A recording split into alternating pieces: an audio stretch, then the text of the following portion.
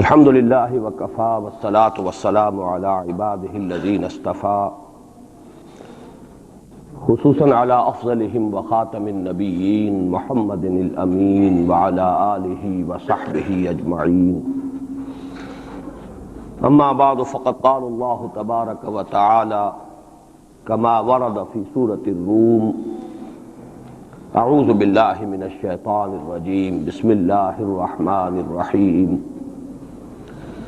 الف لام میم غلبت الروم في ادنى الارض وهم من بعد غلبهم سيغلبون في بضع سنين لله الامر من قبل ومن بعد ويومئذ يفرح المؤمنون بنصر الله ينصر من يشاء وهو العزيز الرحيم وعد الله لا يخلف الله وعده ولكن اکثر الناس لا يعلمون صدق الله العظيم رب اشرح لي صدري ويسر لي امري واحلل عقدة من لساني يفقهوا قولي اللهم ربنا الهمنا رشدنا واعذنا من شرور انفسنا اللهم ارنا الحق حقا وارزقنا اتباعه وارنا الباطل باطلا وارزقنا اجتنابه اللهم نور قلوبنا بالایمان واشرح صدورنا للاسلام ووفقنا لما تحب وترضى آمین یا رب العالمین۔ یہ کہنے کی ضرورت نہیں ہے کہ قرآن حکیم کوئی تاریخ کی کتاب نہیں ہے، یہ کتاب ہدایت ہے۔ اس کا اصل موضوع ہے انسان کی رہنمائی۔ اس رہنمائی میں ذہنی اور فکری رہنمائی بھی شامل ہے، عملی رہنمائی بھی شامل ہے۔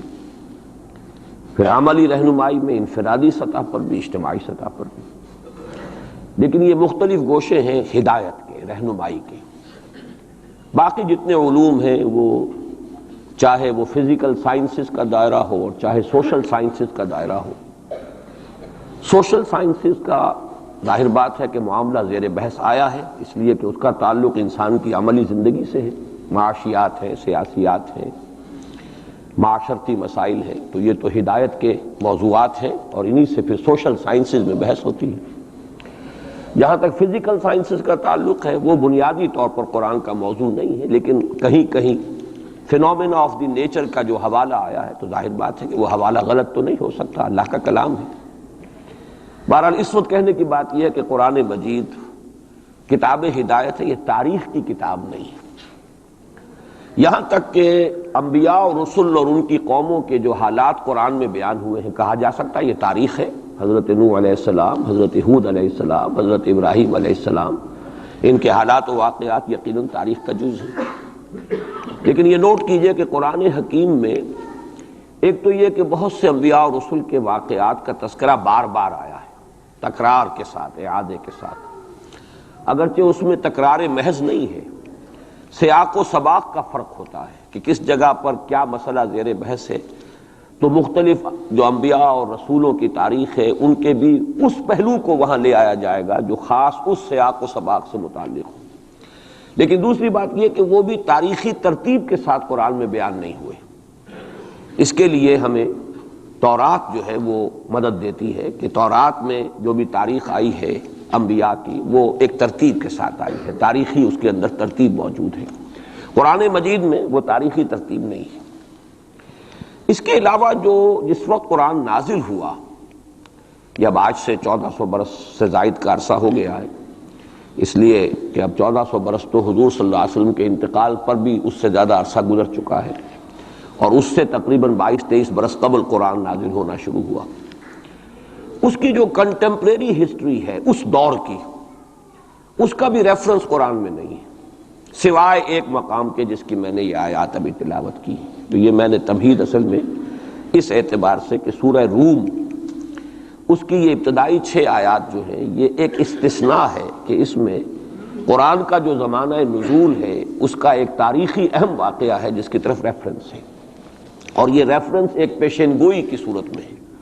تو میں ان دونوں چیزوں کی قدر وضاحت کروں گا، اور اس لیے کہ اس وقت کے جو حالات ہمارے ہیں انڈین سب کانٹیننٹ کے، بر عظیم پاک و ہند، اس میں ایک مشابہت ہے ان حالات کے ساتھ۔ میری آج کی گفتگو کا عنوان آپ کو معلوم ہے کہ بابری مسجد کی شہادت اور اب بر صغیر پاک و ہند میں اسلام اور مسلمانوں کا مستقبل کیا ہے، اس کے حوالے سے گفتگو کرنی ہے۔ میرا اب تک کا تجربہ یہ ہے کہ جب بھی میں نے کسی بھی اپنے زمانے کے حالات کے بارے میں غور کرنا شروع کیا اور مجھے تلاش ہوتی ہے کہ کہیں کوئی حوالہ، کوئی مشابہت کسی درجے میں، اس لیے کہ ایک مقام پر قرآن مجید میں آیا فیہ ذکرکم، اس میں تمہارا ذکر موجود ہے۔ اب اگرچہ اس کی تعبیرات مختلف ہیں، تمہارے حصے کا ذکر، تمہارے حصے کی نصیحت، لیکن ذکر کا ایک مفہوم وہ بھی ہے کہ تمہارا ذکر ہے۔ اور ایک حدیث نبوی میں بڑی وضاحت کے ساتھ ہے، بڑی وہ عظیم حدیث ہے، حضرت علی رضی اللہ تعالیٰ عنہ سے مروی ہے۔ قرآن مجید کی عظمت کے بیان میں سمجھتا ہوں کہ جامع ترین حدیث وہی ہے۔ حضرت علی فرماتے ہیں کہ حضور نے ارشاد فرمایا انہا ستکون فتنۃ، ان قریب ایک بہت بڑا فتنہ رونما ہوگا۔ تو حضرت علی فرماتے ہیں کہ اس پر میں نے سوال کیا، قلت مل مخرج منہا یا رسول اللہ، اے اللہ کے رسول یہ بتائیے کہ اس فتنے سے نکلنے کا راستہ کون سا ہوگا۔ یہ بہت اہم نکتہ ہے کہ یہاں حضرت علی نے یہ نہیں پوچھا، اگر ہم ہوتے تو ہم تو سقراط اور مقراط ہیں نا، تو ہمارا تو معاملہ ہوتا ہے معلومات اور علمیات سے متعلق، ہم پوچھتے کب ہوگا، کیوں ہوگا، کدھر سے ہوگا، کیا ہوگا۔ یہ سارے سوالات جو ہیں کہ وہ فتنہ کب ہوگا، کدھر سے آئے گا، کیوں آئے گا، کیسے آئے گا، کیا اس کے حالات ہوں گے، کیا تفاصیل ہوں گی، یہ سب در حقیقت صرف پہلے ہی انداز ٹھیک تھا۔ یہ ساری چیزیں جو ہیں ان کا تعلق ہے معلومات سے۔ عملی مسئلہ کیا ہوتا ہے، اس سے نکلنے کا راستہ کون سا ہوگا۔ لہٰذا حضرت علی نے یہ نہیں پوچھا فتنہ کب ہوگا، کدھر سے ہوگا، کیوں ہوگا، کیسے ہوگا، بلکہ جو عملی اعتبار سے اہم سوال تھا مل مخرج منہا یا رسول اللہ، اے اللہ کے رسول یہ بتائیے اس سے نکلنے کا راستہ کون سا ہوگا۔ مخرج آپ دیکھتے ہوں گے آج کل ہوائی جہازوں میں بھی لکھا ہوتا ہے، ایگزٹ جو ہوتا ہے، ایمرجنسی ایگزٹ، مخرج، نکلنے کا راستہ۔ تو حضور نے فرمایا کتاب اللہ، اس فتنے سے نکلنے کا راستہ اللہ کی کتاب ہے۔ فیہ نبأ ما قبلکم وخبر ما بعدکم وحکم ما بینکم۔ یہ طویل حدیث ہے، میں صرف 3 ٹکڑے اس کے سنا رہا ہوں کہ قرآن مجید کی تعریف بیان کرتے ہوئے حضور نے فرمایا اس میں تم سے پہلے کے لوگوں کے حالات بھی ہیں، تمہارے بعد میں جو حالات آنے والے وہ بھی ہیں، اور تمہارے مابین جتنے بھی اختلافات پیدا ہوں گے ان سب کا فیصلہ بھی ہے۔ فیہ نبأ ما قبلکم وخبر ما بعدکم وحکم ما بینکم۔ یہ کیا ہو کر دیتے ہو، ٹھیک ٹھاک تھا معاملہ۔ تو یہ نوٹ کر لیجئے کہ اس حوالے سے میرا تجربہ یہ رہا ہے کہ جب بھی کبھی میں کسی وقتی موضوع پر غور کرتا ہوں تو مجھے کہیں نہ کہیں، آج تک ایسا نہیں ہوا ہے کہ مجھے قرآن مجید کے کسی مقام سے اس میں کوئی رہنمائی نہ ملی ہو، چاہے وہ ایک یوں کہیے کہ ضمنی انداز میں بات ہوتی ہے، جزوی ہوتی ہے، ایگزیکٹلی تو وہ حالات آج نہیں ہے، 1400 برس کا فصل ہے، لیکن یہ مقام اصل میں مجھے محسوس ہوا کہ اس کی ہماری اس وقت کی جو صورتحال ہے بر عظیم پاک و ہند کی، اس کے حوالے سے اس میں بڑی مشابہت موجود ہے۔ تو سب سے پہلے میں چاہتا ہوں کہ ان آیات کا ترجمہ اور یہ کہ اس وقت جو حالات تھے کہ جن میں یہ آیات نازل ہوئیں ان کا ایک آپ کے سامنے تصور آ جائے۔ الف لام میم، یہ تو حروف مقطعات ہیں، 4 مکی صورتوں کے شروع میں آئے ہیں، 2 مدنی صورتوں کے۔ سورہ بقرہ الف لام میم سے شروع ہوتی ہے، سورہ آل عمران یہ مدنیات ہیں۔ مکیات سورہ عنکبوت، سورۃ الروم جس کی یہ ابتدائی آیات ہیں، پھر سورہ لقمان، پھر سورہ سجدہ۔ تو یہ 6 آیتیں جو ہے سورہ روم کی، الف لام میم غلبت الروم فی ادنی الارض، مغلوب ہو گئے رومی قریب کی سرزمین میں، ادنا قریب کا، دنا کہتے ہیں قریب کھونے کو، رومی مغلوب ہو گئے قریب کی سرزمین میں۔ اب اس کی تھوڑی سی وضاحت ضروری ہے، اور یہ تھوڑا سا جغرافیے کا نقشہ ذہن میں لے آئیے۔ جزیرہ نما عرب جو ہے وہ آپ کو معلوم ہے، اس کے جنوب میں اور دونوں طرف سمندر ہے، ادھر بحر احمر ہے مغرب میں، مشرق میں خلیج فارس یا خلیج عربی جو بھی اس کو کہیں، جنوب میں بحر ہند ہے، بحر عرب ہے۔ اوپر جا کر ایک تکون بنتی ہے، وہ تکون یہ ہے کہ ادھر سے اگر بحر احمر ہے، ریڈ سی، اس کی خلیج عقبہ کی سیدھی لکیر کھینچ دیں اوپر، اور ادھر سے خلیج فارس کی سیدھی لائن کھینچ دیں تو اوپر جا کر یہ ایک جگہ مل جائیں گے، اور یہ ایک ٹرائنگل وجود میں آئے گی. بیس نیچے ہے جنوب میں، جو جزیرہ نما عرب کا عربین پیننسولا کا بیس ہے. یہ جو اوپر کی تکون بنتی ہے اس میں جزیرہ نما عرب سے باہر، یہ بھی عرب ملک ہے. اس کے نام کیا ہے؟ عراق عرب، شام عرب. تو گویا کہ ملک عرب جو ہے اس کے 3 حصے، ایک جزیرہ نما ہے پیننسولا نیچے، جسے عام طور پر عرب سمجھا جاتا ہے، وہ آج کل آپ اسے سعودی عرب کہیں گے، اور اس کے ساتھ امارات وغیرہ ہیں یا ادھر یمن ہے. یہ جو ممالک ہیں یہ مل کر بنتے ہیں یہ جزیرہ نما، یہ ہے پیننسولا، عربین پیننسولا. اس کے اوپر عراق عرب، یہ بھی عرب قوم ہے، عرب علاقہ ہے، عرب زبان اس کی اب شروع سے چلی آ رہی ہے. اور شام عرب، سیریا، یہ شام عرب ہے. اب اس سے داہنی طرف یا مشرق کی طرف ایران، اور شام کے مغرب کی طرف تو خیر میڈیٹرینین آ جاتا ہے، لیکن ذرا سا اوپر جائیں تو وہ ترکی ہے، روم، پرانا روم. اور آپ کو معلوم ہے کہ جب حضور کی بعثت ہوئی ہے تو اس سے پہلے کم و بیش 700-800 برس سے یہ 2 عظیم مملکتیں چلی آ رہی تھیں، سلطنت روما اور سلطنت ایران. ان دونوں کا مقابلہ رہتا تھا. یوں سمجھئے کہ تاریخ جھولا جھولتی تھی، کبھی ایرانی آگے بڑھتے تھے یہ مکے شہر میں، اور شمال میں یہ جو کشمکش تھی تاریخ جھولا جھول رہی تھی. اس میں ایسا ہوا ہے کہ سن 614 میں ایک بڑی ہی زبردست شکست دی ہے رومیوں نے ایرانیوں کو. یہ تاریخ کی بدترین شکستوں میں سے ہے جو رومیوں کے ہاتھوں، جو رومیوں کی ہوئی ہے ایرانیوں کے ہاتھوں. اب ایرانی چونکہ تھے آتش پرست مشرک تھے، اور یہ تھے حضرت عیسیٰ کے نام لیوا، ان کی کچھ نہ کچھ مناسبت مسلمانوں سے جڑتی تھی، اس لیے کہ حضور صلی اللہ علیہ وسلم حضرت عیسیٰ علیہ السلام کے ماننے والے، انہیں اللہ کا پیغمبر ماننے والے. تو یہ جو ایک ایسوسیشن تھی اس کی وجہ سے بغلیں بجائیں مشرکین مکہ نے کہ دیکھو ہمارے جو ساتھی ہیں ایرانی آتش پرست وہ جیت گئے، اور تمہارے جو کیمپ، ایک ہی کیمپ سمجھ لیجئے، تمہارا بہرحال ان سے کچھ نہ کچھ تعلق ہے. تو حضرت مسیح کے ماننے والے اور تورات کے ماننے والے وہ شکست کھا گئے. اور شکست بھی ایسی تھی کہ یروشلم سے یہ نکلے ہیں، بھاگے ہیں رومی.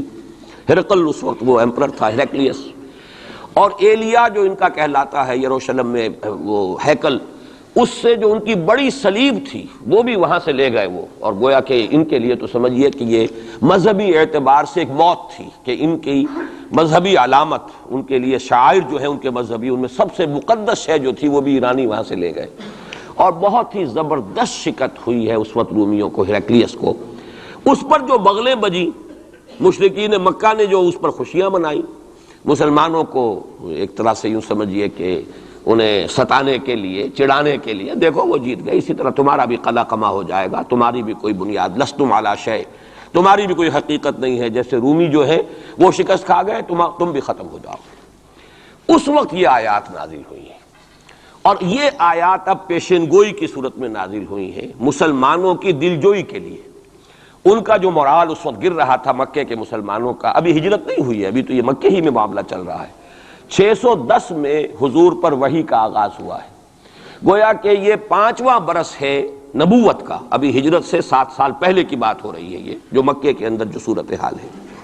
تو وہاں انہیں خبر دی گئی، الف لام میم غلبت الروم فی ادنی الارض، قریب کی سرزمین میں، اب یہ جزیرہ نما سے قریب ہے یہ پورا علاقہ شام کا، عراق کا، رومی مغلوب ہو گئے، رومیوں کو شکست ہو گئی. وَهُمْ مِنْ بَعْدِ غَلَبِهِمْ سَيَغْلِبُونَ، اور وہ اپنی اس مغلوبیت کے بعد پھر غالب آ جائیں گے. یہ پیشن گوئی ہے کہ یہ صورتحال مستقل نہیں ہے، یہ عارضی سی بات ہے، اس پر بغلیں نہ بجاؤ، اس پہ خوشیاں نہ مناؤ، اور اے مسلمانوں تم دل گرفتہ نہ ہو، رنجیدہ نہ ہو، بلکہ یہ عارضی بات ہے. غلبت الروم فی ادنی الارض وہم من بعد غلبہم سیغلبون فی بضع سنین. تعین کے ساتھ یہاں پر معین کر دیا ہے اللہ نے کہ بضع سنین میں، چند سالوں میں، لیکن بضع کے لفظ کا اطلاق ہوتا ہے عربی زبان میں 3 سے لے کر 9 تک پر، 10 سے کم 3 سے زائد، یہ بضع ہے. فی بضع سنین، ان سالوں کے اندر یہ پلٹا کھا جائیں گے حالات، ٹیبل ول بی ٹرنڈ، اور پھر جو ہے رومیوں کو فتح حاصل ہو جائے گی. یہ پیشن گوئی ہے. میں اب یہاں اس حوالے سے ذرا 2 باتیں کہہ دوں پھر آگے چلوں گا. میں نے خاص طور پر آج اس مقام کو اس لیے بھی چنا ہے کہ میں یہ محسوس کرتا ہوں کہ ہمارے ہاں جو حضور صلی اللہ علیہ وسلم کی احادیث میں پیشین گوئیاں ہیں، ہمارے ہاں کا جدید تعلیم یافتہ طبقہ ان کی طرف کوئی توجہ نہیں دیتا، بلکہ سمجھتا ہے کہ ادھر اس بے اعتنائی کا رویہ اختیار کرتا ہے کہ کوئی کیا باتیں ہیں، یہ آدمی کو کام کرنا چاہیے، یہ کیا پیشین گوئیوں کے بارے میں کیا دلچسپیاں لینا ہے۔ تو پہلے تو وہ یہ نوٹ کر لیں کہ پیشین گوئیاں صرف حدیث میں نہیں ہے، قرآن میں بھی ہے، قرآن میں یہ پیشین گوئی آئی ہے۔ فرق تو ہوگا حدیث کی پیشین گوئی اور قرآن کی پیشین گوئی کا۔ کیا فرق ہوگا؟ نمبر ایک یہ کہ قرآن کا تو ہر حرف جو ہے وہ یقینی ہے۔ حدیث کے بارے میں یہ ہو سکتا ہے روایت بالمعنی ہو، روایت کرنے میں کوئی لفظ تھوڑا بہت بدل گیا ہو، پھر حدیث کی سند کیا ہے، وہ صحیح بخاری کی ہے، صحیح مسلم کی ہے، اس کا استناد کا پایا کیا ہے، درجہ کیا ہے، جبکہ قرآن مجید کا ہر حرف جو ہے وہ مستند ہے، بلا لا ریب فیہ کا مصداق ہے۔ یہ فرق تو ہوں گے۔ اور دوسرا فرق بہت اہم یہاں ہے کہ یہاں سالوں کا تعین کر دیا گیا ہے، یعنی زیادہ سے زیادہ 9 برس کے اندر اندر یہ صورتحال بدل جائے گی۔ حدیث میں جو پیشین گوئیاں آئی ہیں ان میں کوئی تعین وقت کا نہیں، بلکہ سورہ انبیاء کے آخر میں 2 آیتوں میں حضور سے یہ کہا گیا کہ آپ کہہ دیجئے ان ادری اقریب ام بعید ما توعدون، اے نبی ان سے کہہ دیجئے کہ مجھے یہ معلوم نہیں ہے کہ جس چیز کی تمہیں خبر دی جا رہی ہے، جس چیز کا وعدہ تم سے کیا جا رہا ہے وہ قریب ہے یا دور ہے، ٹائم ٹیبل میں نہیں جانتا، لیکن جو میں کہہ رہا ہوں وہ ہو کر رہے گا۔ وَإِنْ أَدْرِي لَعَلَّهُ فِتْنَةٌ لَكُمْ وَمَتَاعٌ إِلَىٰ حِينٍ، اور اسی صورت میں پھر آگے چل کر ایک آیت کے بعد یہ ہے، اور یہ بھی کہہ دیجئے ہو سکتا ہے لعلہ شاید کہ یہ ابھی تمہارے لیے کچھ اور موقع تمہیں مل جائے، آزمائش تمہیں کا موقع مل جائے، اللہ تعالیٰ تمہیں کچھ بریدنگ سپیس دے دے تاکہ تم اس میں اپنی اصلاح کر سکو، تو گویا کہ آزمائش کی ایک مہلت اور مل جائے تمہیں، یہ ہو سکتا ہے۔ لعلہ فتنۃ لکم ومتاع الی حین، ایک وقت معین تک کے لیے اللہ تعالیٰ تمہیں اور رہنے بسنے کا موقع دے دے، لیکن یہ کہ اس میں کوئی شک نہیں ہے کہ جس عذاب الہی کی میں تمہیں خبر دے رہا ہوں وہ آ کر رہے گا، اس میں کوئی شک نہیں۔ کب آئے گا یہ مجھے معلوم ہے۔ اسی کی ایک مثال اور بھی ہے، نوٹ کر لیجئے، جب حضور نے خواب دیکھا، اور نبی کا خواب بھی وہی ہوتا ہے کہ ہم عمرہ کر رہے ہیں، حضور نے صحابہ کو حکم دے دیا۔ سن 6 ہجری کا یہ واقعہ مشہور ہے کہ اب تقریباً 1400 یا بعض روایات میں آتا 1800 صحابہ کے ساتھ آپ احرام باندھ کر عمرے کے لیے اور مکے کا سفر کر رہے ہیں، حدیبیہ تک پہنچ گئے۔ اب وہاں جو صورتحال پیش آئی، مکے والے اڑ گئے، کسی قیمت پر ہم نہیں کرنے دیں گے، گویا کہ خون کی ندیاں بہہ جائیں گی۔ تو وہاں کی صورتحال کو دیکھ کر مصالحت کی حضور نے، صلح کی، صلح حدیبیہ مشہور صلح حدیبیہ بہت ہی اہم ہے، تاریخ کا، سیرت النبی کا بہت اہم واقعہ ہے۔ اس پر بعض لوگوں کے ذہنوں میں یہ اشکال پیدا ہوا کہ حضور نے تو کہا تھا کہ میں نے خواب دیکھا ہے، اور نبی کا خواب تو وہی ہوتا ہے، اور ہم اس وقت جا رہے ہیں بغیر عمرہ کیے، تو گویا کہ ایک وسوسہ تو آ سکتا ہے، بڑے سے بڑے آدمی کے ذہن میں آ سکتا ہے۔ اور صحابہ کرام تو آ کر حضور سے کہتے بھی تھے کہ حضور بضع اوقات ہمیں اپنے دل میں ایسی باتیں بھی محسوس ہوتی ہیں کہ زبان پر لانے سے ہم زیادہ بہتر سمجھتے ہیں کہ ہمیں زندہ آگ میں جلا دیا جائے، یعنی ایسے وسوسے بھی ہمارے دل میں آ جاتے ہیں، دماغ میں آ جاتے ہیں۔ تو حضور نے فرمایا کیا واقعی تم ایسا محسوس کرتے ہو کہ اس بات کو زبان پر لانے سے بہتر ہے کہ ہمیں زندہ جلا دیا جائے؟ عرض کیا جی ہاں یہ تو ہمارا، فرمایا ذاک ایمان، یہی تو ایمان ہے۔ شیطان وسوسہ اندازی کرے گا، لیکن جب تمہارا یہ احساس ہے کہ یہ بات اتنی بری ہے کہ مجھے زندہ جلا دیا جائے، یہ میرے لیے اہون ہے، ہلکا ہے بنسبت اس کے کہ میں اس بات کو زبان پر لاؤں، تو ثبوت ہے کہ ایمان موجود ہے۔ ریئیکٹ کون سی شے کر رہی ہے اس کے خلاف جو رد عمل پیدا ہوا وہ ایمان سے ہے نا، تو یہ تو پھر ایمان کا ثبوت ہے، یہ آپ نے اطمینان دلایا۔ تو وسوسے بعض صحابہ کے ذہنوں میں یہ بھی پیدا ہوئے، تو حضور نے فرمایا تھا کہ میں نے کہا تھا کہ ہم کریں گے عمرہ، لیکن میں نے یہ کب کہا تھا کہ اسی سال ضرور کریں گے۔ گویا کہ ٹائم ٹیبل میں فرق ہو سکتا ہے، یعنی جہاں تک اللہ کا فرمان ہے اس میں ٹائم ٹیبل کا بھی فرق نہیں ہوگا، ناممکن ہے، لیکن نبی کی پیشین گوئیوں میں یا خبروں میں ٹائم ٹیبل کے اندر فرق واقع ہو سکتا ہے کہ اس سال نہیں ہوا، اگلے سال پھر اس کو عمرہ قضا کہتے ہیں۔ قریش نے یہ مان لیا تھا کہ اس سال تو آپ جائیے، ہماری پریسٹیج جو ہے وہ اسی طرح قائم رہتی ہے، ورنہ تو گویا کہ ہم بالکل ہی آپ کے سامنے بچ گئے اور ہم نے گویا کہ بالکل ہی شکست مان لی۔ اس سال تو آپ جائیں، اگلے سال آئیے، 3 دن کے لیے ہم مکہ خالی کر دیں گے، بالکل ہم چلے جائیں گے پہاڑوں میں، آپ مکے میں رہیں 3 دن اور جس طرح چاہیں طواف کریں اور عمرہ کریں۔ بہرحال اگلے سال پھر وہ عمرہ ہوا، اسے عمرہ قضا کہتے ہیں۔ یہ بھی میں نے مثال دی ہے کہ ٹائم ٹیبل کا جہاں تک تعلق ہے، حضور کی دی ہوئی پیشین گوئیاں جو ہیں اس کے بارے میں ہم تعین نہیں کر سکتے کہ یہ کب ہوگا، گمان کر سکتے ہیں، اندازہ ہو سکتا ہے، لیکن تعین نہیں۔ جبکہ یہاں یہ ہوا فی بضع سنین، الف لام میم غلبت الروم فی ادنی الارض وہم من بعد غلبہم سیغلبون فی بضع سنین، چند سالوں کے اندر اندر۔ اب اس پر یہ واقعہ بھی آپ نوٹ کر لیجئے کہ حضرت ابو بکر رضی اللہ تعالی عنہ نے انہی آیات کی بنا پر ایک شرط کر لی ایک کافر سے، مشرکین مکہ کے سرداروں میں سے ایک سے، کہ 3 سال کی شرط انہوں نے لگا دی، کم سے کم مدت جو ہوتی بضع کی 3 سال، کہ 3 سال کے اندر اندر اگر یہ صورتحال تبدیل نہ ہوئی تو میں 100 اونٹ تمہیں دوں گا، اور اگر قرآن کی پیشن گوئی درست ہو گئی تو تم 100 اونٹ مجھے دو گے۔ اور اس وقت تک اس طرح کی شرط لگانا ابھی حرام نہیں ہوا تھا، چونکہ شریعت کے احکام تفصیلی تو آئے نہیں تھے، ابھی تو نہ شراب حرام تھی نہ جوا حرام تھا، تو اس طرح کی شرط لگانا کس طرح کوئی حرام والی بات تو تھی نہیں۔ لیکن حضور نے فرمایا کہ نہیں ابو بکر، یہ تم نے غلطی کی ہے، جب بضع کا اطلاق 3 سے 9 تک پر ہوتا ہے تو تم 9 سال کی کرو، تم اونٹوں کی مقدار بڑھا دو لیکن کہو کہ یہ 9 سال کی مدت جو ہے اس کے اندر اندر یہ معاملہ ہوگا، اس لیے کہ بضع قرآن مجید کا لفظ جو ہے وہ عربی زبان میں کم سے کم اقل مدت 3 برس ہے، لیکن یہ کہ اس کی اکثر مدت 9 برس ہے۔ تو حضرت ابو بکر نے وہ بدلا اور ٹھیک 9 سال بعد وہ صورتحال پیش آ گئی۔ اور یہ عجیب ہے تاریخ کا واقعہ، ہرقلیس کی یہ جو فتح ہے یہ بھی بڑی ہی معجزانہ تھی۔ وہ جو ڈائریکٹ روٹ تھا جس سے کہ ہمیشہ ان کی جنگیں ہوتی تھی، یعنی اس کے ترکی کے مشرقی علاقے سے آ کر رومی جو ہے پھر میدان جنگ کو اختیار کریں، بحیرہ کیسپین کا راؤنڈ دے کر پہاڑی جو علاقہ ہے اس کے پیچھے سے آ کر اس نے حملہ کیا ہے، اور ایک دم اچانک جو ہے ایرانیوں کو گویا کہ سرپرائز اٹیک کیا ہے۔ لیکن پھر یہ کہ شکست فاش ہوئی ایرانیوں کو، دوبارہ پھر جو ہے وہ یروشلم پر اس کا قبضہ ہو گیا۔ اس نے منت مانی تھی کہ اگر یروشلم دوبارہ فتح ہو جائے ہمارے ہاتھوں تو میں حمص سے لے کر اور یروشلم تک پیدل جاؤں گا اور وہاں جا کر جو ہے شکرانے کی نماز ادا کروں گا، چونکہ وہ پھر صلیب انہیں دوبارہ واپس مل گئی، صلیب کو دوبارہ ریسٹور کرنا تھا اسی جگہ پر جا کر، تو پیدل چل کر یہ آیا ہے۔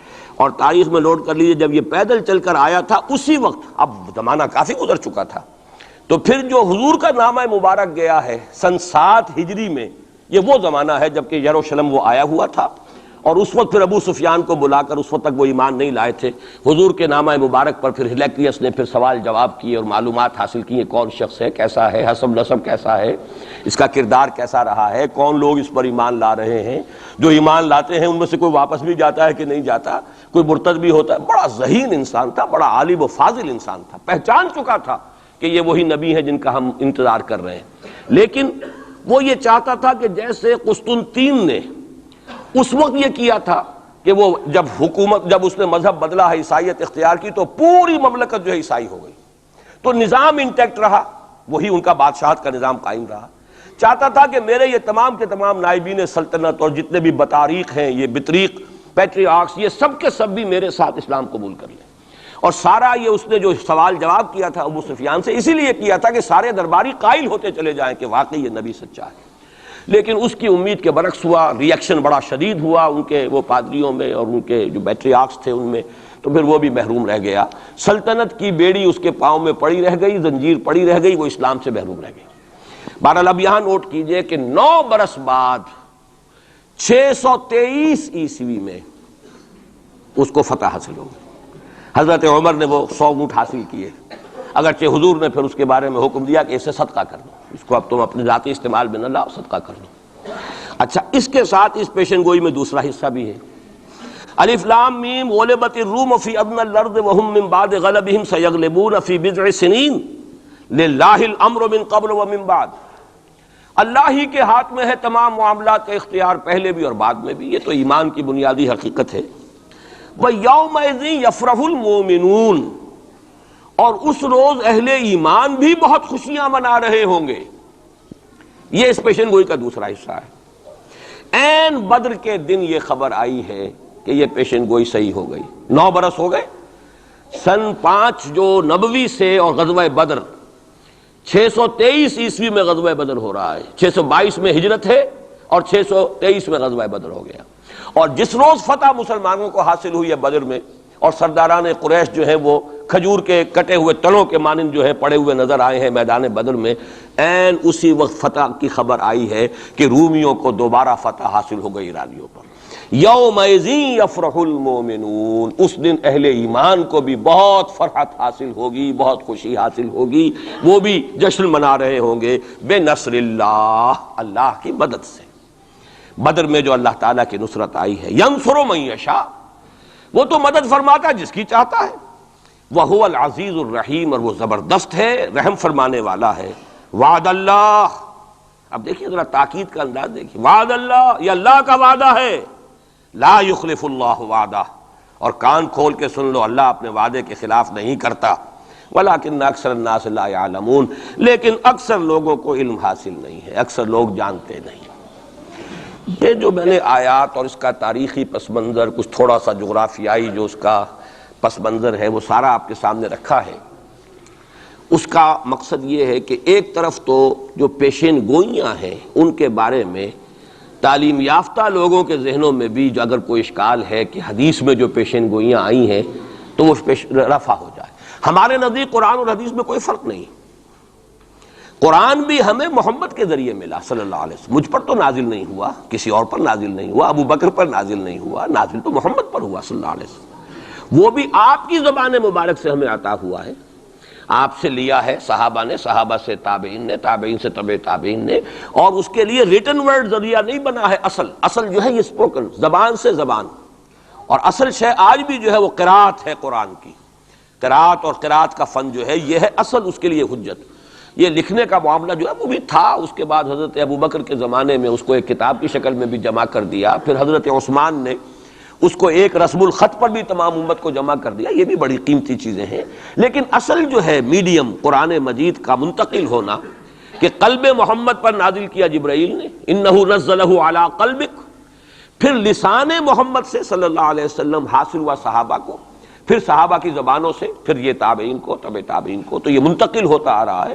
اور ہمارے ہاں جو فن قرات ہے اس میں باقاعدہ سند ہوتی ہے، جیسے فن حدیث میں سند ہے، آپ کس سے پڑھ رہے ہیں، اس نے کس سے پڑھی، اس نے کس سے پڑھی، سند چلے گی، اسی طریقے سے فن قرات میں سند ہے، جو ہمارے ہاں قراء ہوتے ہیں ان کا تعلق جو ہے وہ جڑ جائے گا اسی دور صحابہ کے قراء کے ساتھ۔ بہرحال اس وقت جو میں عرض کر رہا تھا کہ قرآن اور حدیث میں یہ فرق نہیں ہے، دونوں چیزیں محمد کی ادا کرنا، اور ہمیں معلوم ہے کہ حضور کو وحی صرف قرآن کی شکل میں نہیں ہوئی ہے، وحی خفی بھی ہوئی ہے، بہت سی باتیں اللہ تعالیٰ دل میں ڈالتا تھا، حضور کا خواب بھی وحی ہے، اس اعتبار سے وہ وحی خفی جس کو ہم کہتے ہیں اس پر بھی ہمارا ایمان ہے۔ البتہ فرق کیا ہے، جیسا کہ میں عرض کر چکا، یہ لفظ بلفظ محفوظ ہے، حرف بحرف، بلکہ لفظ بھی بڑی شے ہے، حرف بحرف محفوظ ہے، وہاں یہ ہے کہ اس طرح کی حفاظت کا جو ہے وہ دعویٰ نہیں ہے۔ نمبر دو یہ کہ یہاں جو شے ہے وہ اپنے ٹائم ٹیبل کے حوالے سے بھی قطعی ہوگی، وہاں یہ ہے کہ ٹائم ٹیبل کا ہم تعین نہیں کر سکتے، جبکہ قرآن مجید ہی کی دو آیات آپ کو محکم سنا چکا ہوں، ان ادری اقریب ام بعید ما توعدون، نبی کہہ دیجئے مجھے نہیں معلوم جو کچھ تم سے وعدہ کیا جا رہا ہے وہ قریب ہے یا دور ہے، وَإِنْ أَدْرِي لَعَلَّهُ فِتْنَةٌ لَكُمْ وَمَتَاعٌ إِلَىٰ حِينٍ، اور میں نہیں جانتا، ہو سکتا ہے کہ ابھی تمہیں اللہ ایک مہلت اور دے دے، اور ابھی تمہیں اور رہنے بسنے کا موقع دے دے، تاکہ تمہیں ایک مہلت آزمائش مزید مل جائے۔ اب جو میں ذرا صرف حوالہ دوں گا، اس وقت تفصیل میں جانے کا موقع نہیں ہے، اس لیے کہ گزشتہ سال اس پہ تفصیل سے کئی جمعوں میں یہاں گفتگو کر چکا ہوں۔ قرب قیامت کی جو پیشین گوئیاں محمد الرسول اللہ صلی اللہ علیہ وسلم نے ہمیں دی ہیں، ان کو نوٹ کر لیجئے کہ وہ دو قسم کی ہیں۔ ایک تو خاص خرق عادت واقعات جو قرب قیامت سے زمانے میں ہوں گے، سورج کا مغرب سے نکلنا اور اسی طرح کی دوسری اور علامات ہیں۔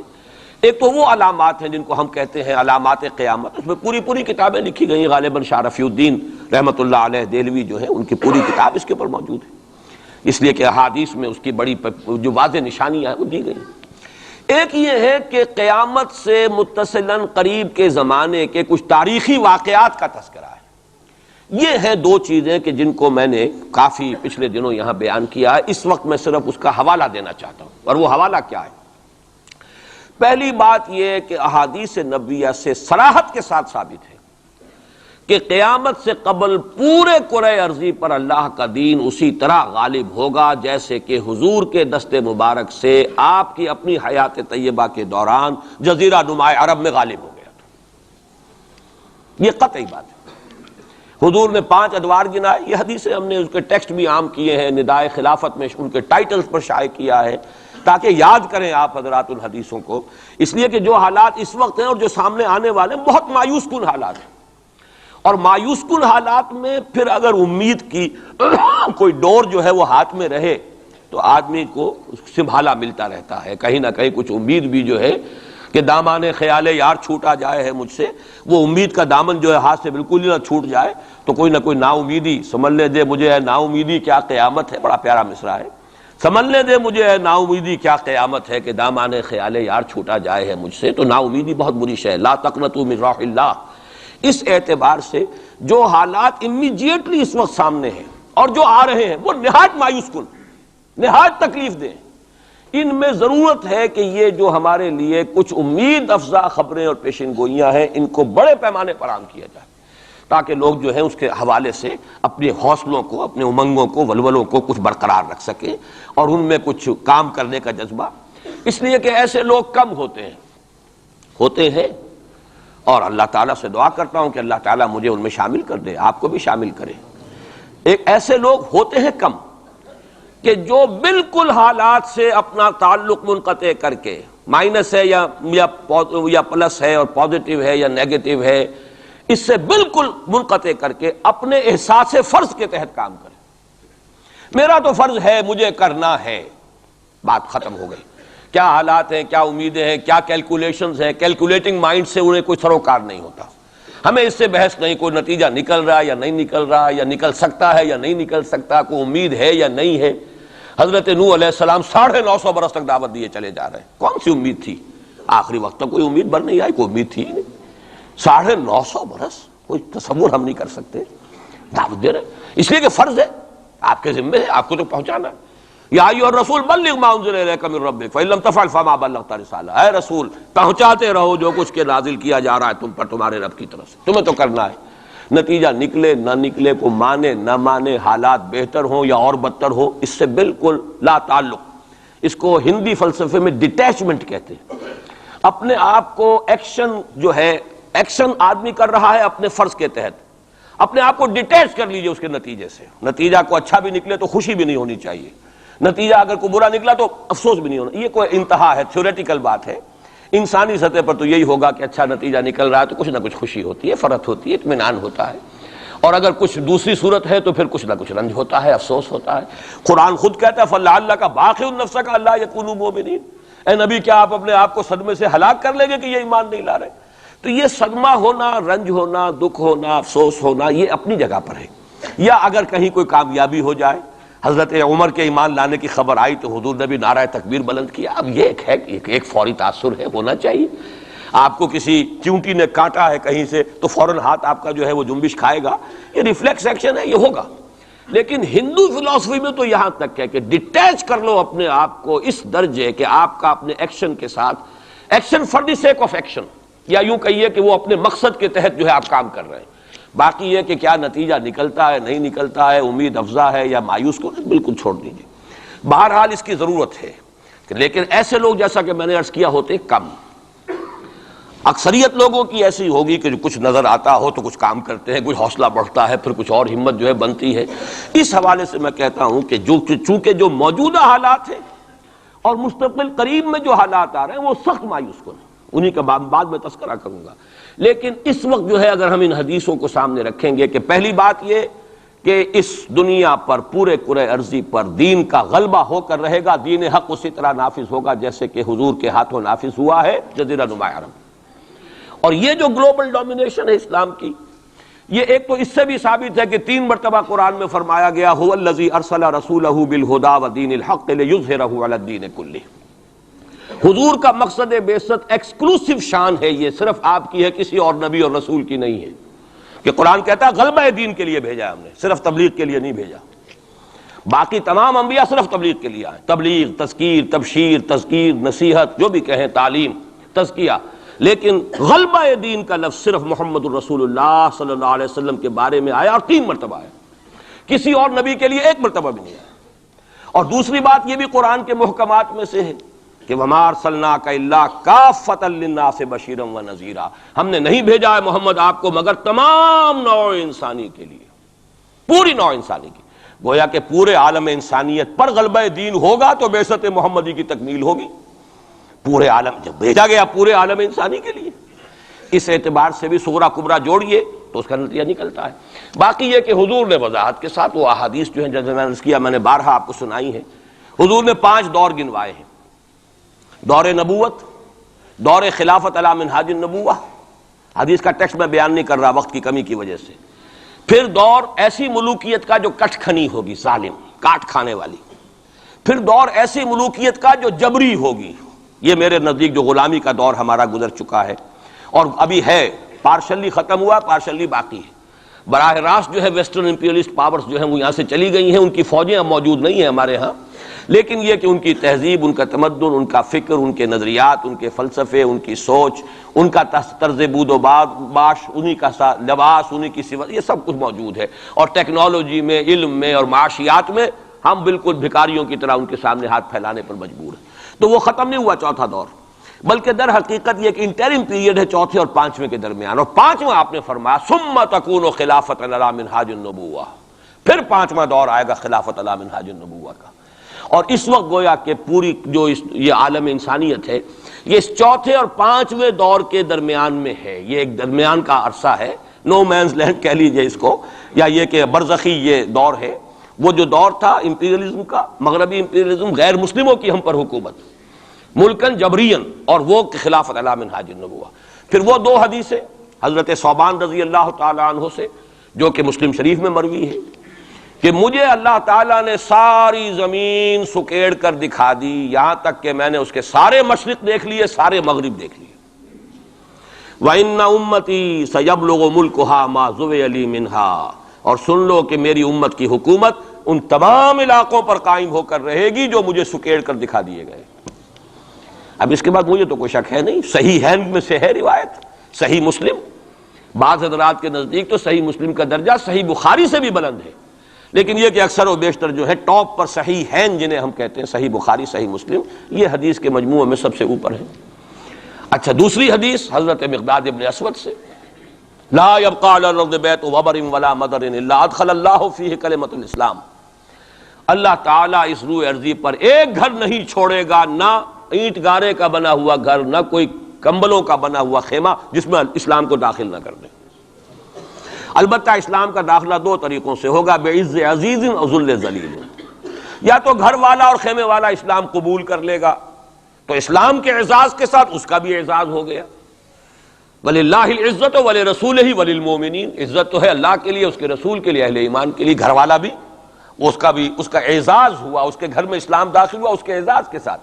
اگر نہیں قبول کرے گا تو نیچے ہو کر رہنا پڑے گا. یؤتُوا الْجِزْیَۃَ عَنْ یَدٍ وَهُمْ صَاغِرُونَ، چھوٹے ہو کر جزیہ پیش کرنا ہوگا. تو گویا کہ اسلام تو اس کے گھر میں بھی داخل ہو گیا، لیکن وہ بدبخت اعزاز اسلام سے خود محروم رہا. لیکن غلبہ تو ہو گیا نا. یدخلون فی دین اللہ افواجا کی وہ شکل تو ہو گئی کہ اللہ کا دین جو ہے وہ غالب ہو گیا. اطاعت تو انہیں کرنی پڑے گی، اسلام کی بالادستی قبول کرنی ہوگی. رہیں ہندو، رہیں سکھ، رہیں پارسی، رہیں عیسائی، رہیں پرسنل لاء میں ان کی جان، مال، عزت، آبرو کی حفاظت کا ذمہ بھی لیا جائے گا. ان کے عقائد کو بھی زبردستی نہیں بدلوایا جائے گا. ان کے مندروں، گردواروں اور کلیساؤں اور سلوتاس جو ہیں سینیگاگز، ان کی حفاظت کی جائے گی، لیکن بالادستی اسلام کی. یہ ہے مسند احمد ابن حنبل کی روایت ہے حضرت مقداد ابن اسود سے. تو پہلی بات تو یہ ہے کہ یہ یقین، کم سے کم مجھے تو اس کا یقین حاصل ہے الحمدللہ، اور میں چاہتا ہوں کہ ہر شخص، ہر مسلمان کے دل میں یقین پیدا ہو. لیکن اس سے پہلے ایک اور دور ہے. وہ دور ہے کہ جس کو ہمارے اس زمانے میں آ کر 2 طبقوں نے اس کے بارے میں اتنی غلط فہمیاں پیدا کی ہیں، اور اکثر ہمارے پڑھے لکھے بزوم خیش راسخ العقیدہ مسلمانوں کے اندر بھی دلوں میں نقب لگی ہوئی ہے. سمجھتے ہیں کہ ہم تو قادیانی نہیں ہیں، سمجھتے ہیں کہ ہم تو منکر حدیث نہیں ہیں، لیکن ان حدیثوں پر ان کا یقین نہیں ہے. حالانکہ یہ بخاری شریف کی روایات ہیں، حالانکہ یہ مسلم شریف کی روایات ہیں کہ اس سے پہلے ایک دور آنا ہے، مسلمانوں پر سخت عذاب کا دور آنا ہے. اور یہ عذاب جو ہے شدید ترین عذاب، اس کی جو سب سے اہم شخصیت ہے المسیح الدجال، یہودیوں کے ہاتھوں آئے گا. اور یہودیوں میں ایک شخص پیدا ہوگا، کھڑا ہوگا، جو مسیح ہونے کا دعویٰ کرے گا. المسیح الدجال، دجال کہتے ہیں فریبی کو، دجل فریب کو کہتے ہیں. جو فریب سے اپنے آپ کو مسیح کہلوائے گا کہ میں مسیح ہوں. اس کی وجہ کیا ہے کہ یہودیوں کے ہاں یہ روایت موجود تھی کہ ہمارا ایک سیویئر آئے گا، ہمارا ایک نجات دہندہ آئے گا جو ہمیں پھر دنیا کے اندر غلبہ دلوائے گا اور ہماری جو پرومسڈ لینڈ ہے وہ پوری کی پوری ہمیں دلوا دے گا. وہ جو گریٹر اسرائیل کا نقشہ انہوں نے بنا رکھا ہے، یہ ان کے پرومسڈ لینڈ ہے، خوابوں کی سرزمین ہے. اچھا وہ تو حضرت مسیح آئے تھے علیہ الصلوۃ والسلام، وہ تو آ گئے، انہوں نے مانا نہیں. جب مانا نہیں، انہیں تو مرتد قرار دیا، جادوگر قرار دیا، بازیگر قرار دیا، واجب القتل قرار دیا، اور اپنے بس پڑتے تو سولی پر چڑھائی دیا. وہ تو اللہ نے جو کیا وہ ایک علیحدہ مسئلہ ہے. اب وہ جگہ تو خالی ہے، جو آپ کہتے ہیں نا کہ کوئی ویکینسی ہے موجود، پوزیشن از ویکنٹ. ابھی وہ منتظر ہیں ایک مسیحا کے کہ ہمارا اصل مسیح آنے والا ہے. وہ ان کا کوئی لیڈر کھڑا ہوگا جو اس دعوے کے ساتھ کھڑا ہوگا کہ اب میں اس مہم کو شروع کرتا ہوں کہ جس سے وہ جو گریٹر اسرائیل ہے، پوری عظیم تر اسرائیل وجود میں لاؤں گا. دیر کیا لگتی ہے؟ کوئی وزیر اعظم جو بھی ہو اسرائیل کا کھڑا ہو جائے ڈٹ کر کہ ٹھیک ہے وی ڈکلیئر وار، اور ہم تو یہ علاقے اب لے کر رہیں گے. جس کو کہ اس نے بھی کہا ہے، یہ جو اس وقت ہے ریبین جو ہے، اس کے بارے میں خیال یہ ہوا تھا کہ جب یہ وزیر اعظم بنا اسرائیل کا کہ یہ بڑا ماڈریٹ ہے، بہت ایسا ہے ویسا ہے، اور اس نے وہ امریکن سے اپنا وہ 10 بلین کا جو لون لینا چاہتے تھے اس کو اوکے کرانے کے لیے کچھ دنوں کے لیے نئی سیٹلمنٹس کی تعمیر کا کام بھی سسپینڈ کر دیا. تو بڑی امیدیں ہو گئیں، چلو جی ایک پروسیس آف جو پیس ٹاکس شروع ہو جائیں اور یہ ہو جائے. لیکن سب ثابت ہو چکا ہے. اسی زمانے میں وہ گیا اپنے فوجی ہیڈ کوارٹر میں اور جا کر وہاں پہ اپنے فوجی آفیسرز کی، وہ جو اب لوگوں میں تشویش ہو گئی ہوگی کہ ہم کس خواب کو دیکھ رہے ہیں اور یہ شخص کدھر چلنے لگ گیا ہے، تو جا کر کہا اور رپورٹ ہوئی ہے خبر. اس نے کہا یہ نہ سمجھو کہ گریٹر اسرائیل کو میں نے چھوڑ دیا ہے، اس کا نقشہ تو میرے دل پر کندہ ہے اور میں منتظر ہوں وہ وقت آئے کہ ہم وہ گریٹر اسرائیل قائم کریں. کوئی شخص کھڑا ہو جائے گا، اس کے لیے وہ ڈکلیئر کر دے گا. کوئی شکلیں اور کوئی سچویشن ہو سکتی ہے. اور اس اعتبار سے نوٹ کیجئے کہ یہ بابری مسجد کی شہادت کے بارے میں یہ صحیح بات کہی جا رہی ہے کہ یہ در حقیقت ایک فیلر ہے ہنود اور یہود کے جو گٹھ جوڑ ہے. یہ میں آپ کو پہلے بتا چکا ہوں کہ یہ جو وہاں کا ہندو فنڈامنٹلسٹ ہے ہندوستان کا، باقاعدہ وفد گئے اسپین یہ معلوم کرنے کے لیے کہ اسپین میں مسلمانوں کو جو ایکسٹرمینیٹ کیا تھا کس طریقے سے کیا تھا. باقاعدہ یہ تو ریسرچ کرتے ہیں، محنتیں کرتے ہیں اور بہت ہی مستقل مزاجی کے ساتھ کام کرتے ہیں. انہوں نے تو باقاعدہ اس کا بھی جائزہ لیا ہوا ہے. پھر اسرائیل کے ساتھ جو ہم کے کانٹیکٹ ہو رہے ہیں، اور ابھی جو اسرائیل کا وزیر اعظم وہاں پہ آنے والا تھا، وہ وزیر خارجہ غالباً کسی وجہ سے ابھی جو صورت ہو گئی ہے اس کو ملتوی کیا ہے. تو یہ در حقیقت یہ دیکھنا ہے کہ مسلمانوں کے اندر جان ہے تو کتنی. یہ فیلرز پھینکے جایا کرتے ہیں، اندازہ ہو جائے کتنا ریئیکشن ہے. وہ ریئیکشن جتنا کچھ تھا ہو لیا. اور ہمارا ریئیکشن ہونا کیا ہے؟ اس سے پہلے جب مسجد اقصیٰ کے ساتھ جو بھی بے حرمتی ہوئی اور جب یروشلم گیا ہے، کتنا کوئی رونا پیٹنا ایک دفعہ تو پورے عالم اسلام میں ہو گیا تھا. اب کہاں ہے وہ رونا پیٹنا؟ اب تو ریکنسائل کیے بیٹھے. اب تو وہی عرب ممالک ایک ٹیبل پر جا کر میڈرڈ میں تو بیٹھ آئے نا آخر اسرائیل کے ساتھ، اور اب مسلسل گفتگویں واشنگٹن میں جو ہے، پہلا round, second round, third round.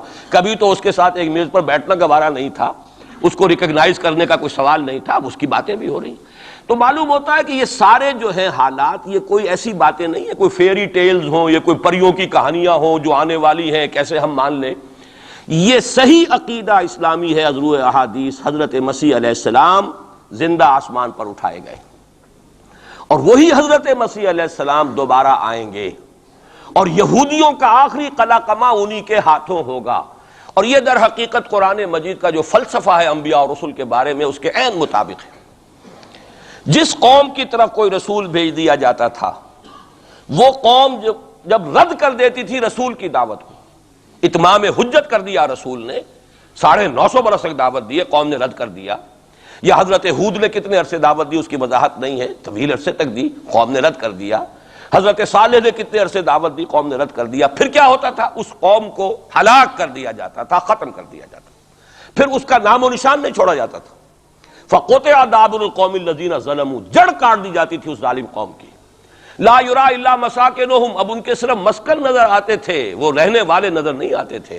چلے جائیے قرطبہ میں دیکھ لیجئے اور غرناطہ میں جا کر محل دیکھ لیجئے الحمرا، لیکن جو لوگ یہاں کبھی آباد تھے ان کا نام و نشان بھی نہیں ہے. یہ تو اب جو آثار قدیمہ ہیں، سیریں کر لیجئے جا کر. مسجد قرطبہ بھی ہے، سیر کر لیجئے، وہ تو اقبال کو تو خیر کوئی اجازت بھی مل گئی تھی نماز پڑھنے کی خاص کوئی، ورنہ وہاں پر تو اس کا بھی امکان نہیں ہے۔ اس کے ہارٹ میں جو ہے وہ چیپل موجود ہے، چرچ موجود ہے۔ بہرحال یہ سارے جو معاملات ہیں جان لیجئے اچھی طریقے سے کہ یہ واقعات جن کی خبریں دی گئی ہیں یہ بالکل اس کے مطابق حالات کا جو ہے نقشہ بیٹھتا چلا جا رہا ہے۔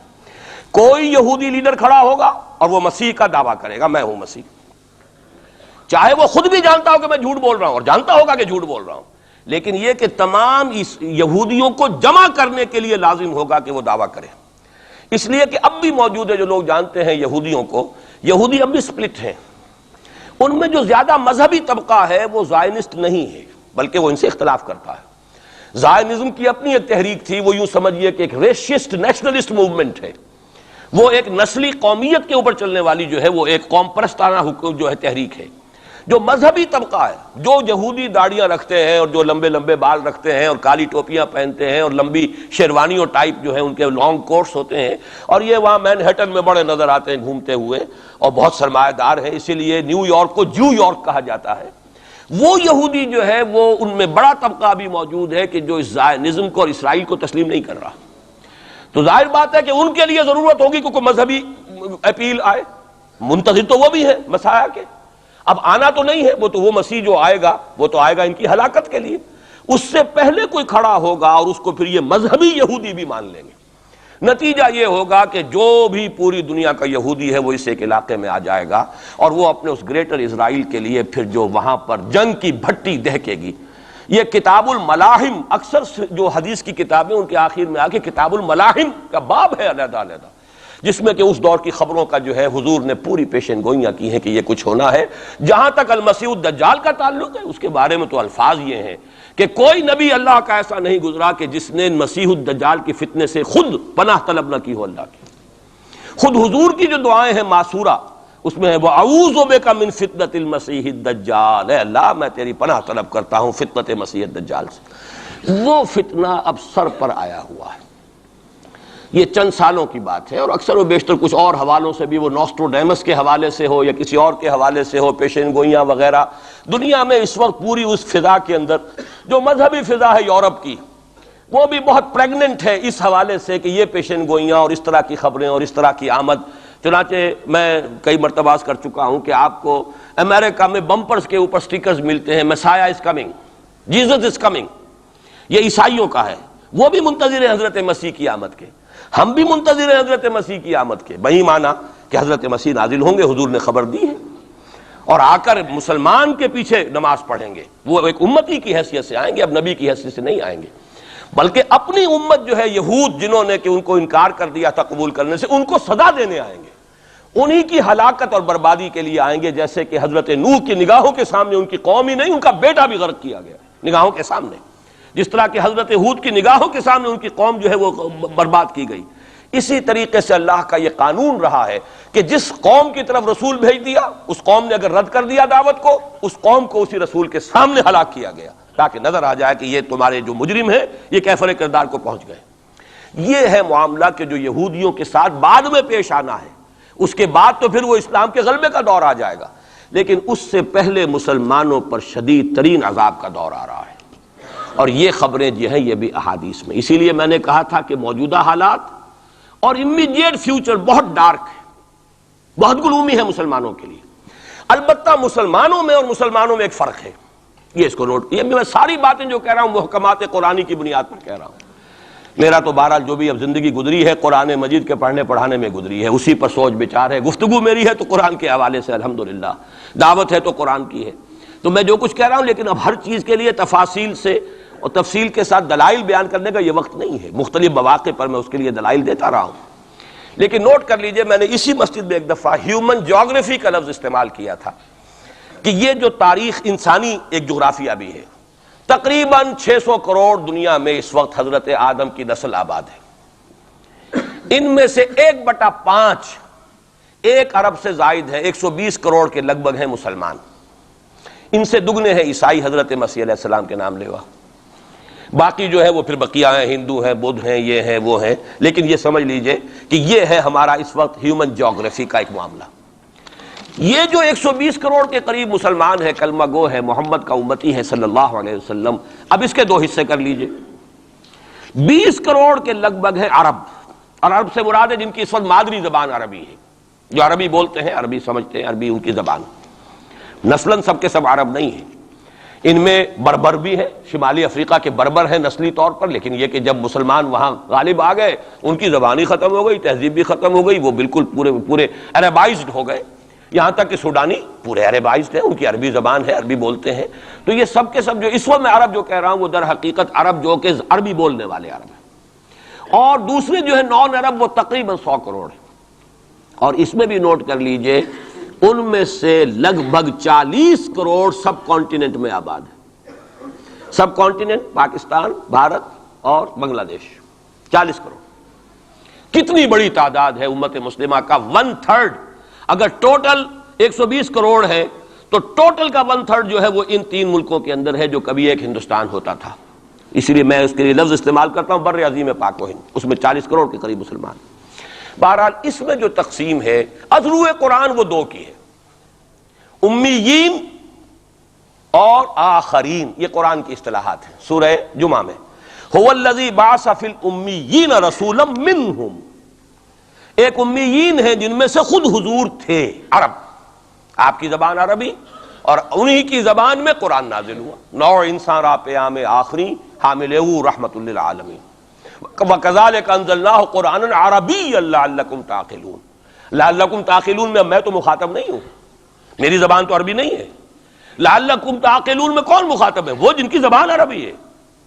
ان لوگوں کو اللہ نے رتبہ زیادہ دیا، فضیلت دی، اس سے بڑی فضیلت کیا ہوگی؟ حضور انہی میں سے ہیں صلی اللہ علیہ وسلم، منہم هو الذی بعث فی الامیین رسولا منہم، انہی میں سے۔ پھر یہ کہ ان کی زبان میں اللہ نے اپنا کلام نازل کیا، فضیلت بھی بڑی ہوئی، لیکن فضیلت جہاں بڑی ہوتی ہے ذمہ داری بھی زیادہ بڑی ہوتی ہے، اور زیادہ بڑی ذمہ داری والا آدمی کوتاہی کرتا تو سزا بھی زیادہ بڑی ہوتی ہے۔ تینوں چیزیں جو ہے لازم و ملزوم ہیں، جن کے درجے ہیں سوا ان کی سوا مشکل ہے، درجہ سوا ہے، بلند ہے، ذمہ داری بھی زیادہ ہے، کوتاہی ہوگی تو سزا کی بھی زیادہ مستحق ہو گئے۔ اس کا مصداق ہے عالم عرب، خاص طور پر وہ جو اصل عرب ہے پرانے، لیکن طبعاً چاہے وہ غیر عرب تھے لیکن عربی زبان اب ان کی مادری زبان ہو چکی ہے، وہ بھی اس میں شامل ہو گئی۔ ان پر اصل سزا کا دور ان پر آنا ہے، اور ایک عجیب بات ہے انہی پر اصلاً ایک سزا کا دور پہلے بھی آیا تھا، یہ سیکنڈ ٹائم ہے، جیسے کہ بنی اسرائیل کے بارے میں آیا ہے وَقَضَيْنَا إِلَىٰ بَنِي إِسْرَائِيلَ فِي الْكِتَابِ لَتُفْسِدُنَّ فِي الْأَرْضِ مَرَّتَيْنِ وَلَتَعْلُنَّ عُلُوًّا كَبِيرًا۔ بنی اسرائیل کے لیے بھی ہم نے طے کر دیا تھا کہ 2 مرتبہ تم سرکشی کرو گے اور ہمارے عذاب کے کوڑے تمہاری پیٹھ پر برسیں گے۔ یہی معاملہ بنی اسماعیل کا ہے۔ پہلا دور ان پر آیا تھا کب؟ آج سے 750 برس قبل، کروڑوں قتل کروائے تاتاریوں کے ہاتھوں، ان کی حکومت ختم، آخری خلیفہ بنی عباس اس کو نکال کر محل سے اور جانور کی ایک کھال کے اندر لپیٹ کر، اور تاتاریوں نے اپنے گھوڑوں کے سموں تلے کچل دی، خاتمہ۔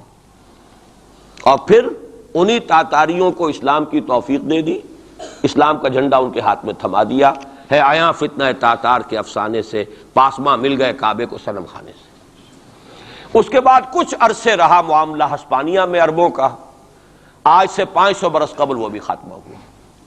تو عربوں پر ایک دور تو وہ آ چکا، لیکن وہ دور ایکسٹرمینیشن کا نہیں تھا، وہ دور کاہے کا تھا؟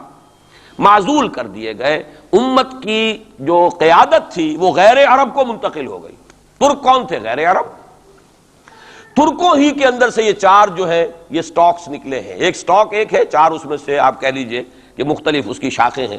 ترکان تیموری ہندوستان میں آ گئے، ترکان صفوی ایران میں آ گئے، ترکان سلجوقی مڈل ایسٹ میں رہے بہت عرصے تک، اور پھر ترکان عثمانی کا تو کہنا ہی کیا ہے، وہ تو گویا کہ جو وہ رومن امپائر تھی اس کا جانشین جو بنا ہے وہ در حقیقت اس کے بعد وہ تو آل عثمان کی حکومت ہے۔ ترکان عثمانی، یہ عثمان حضرت عثمان نہیں ہے رضی اللہ تعالیٰ عنہ، یہ ایک تاتاری سردار ہے عثمان، جن کی اولاد ہے جس کو آپ آٹومان ٹرکس کہتے ہیں، اور یہ پھر سلطنت جو ہے آٹومان گریٹ آٹومان کنگڈم جو کہ اب ختم ہوئی ہے اس صدی میں، پہلی یہ جو صدی ہے اس کی ابتدا میں پہلی جنگ عظیم کے بعد اس کا خاتمہ ہوا ہے، اس کا بس صرف ایک سمجھیے کہ نشان ترکی کی شکل میں رہ گیا ہے، باقی وہ گریٹ امپائر جو تھی ختم ہوئی۔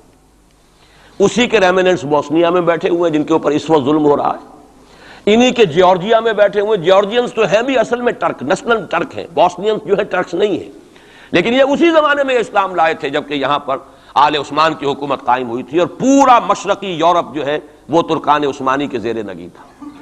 بہرحال یہ ایک سزا کا دور جو ہے وہ تو آ چکا، دوسری سزا اور سختر سزا کا دور اب آ رہا ہے۔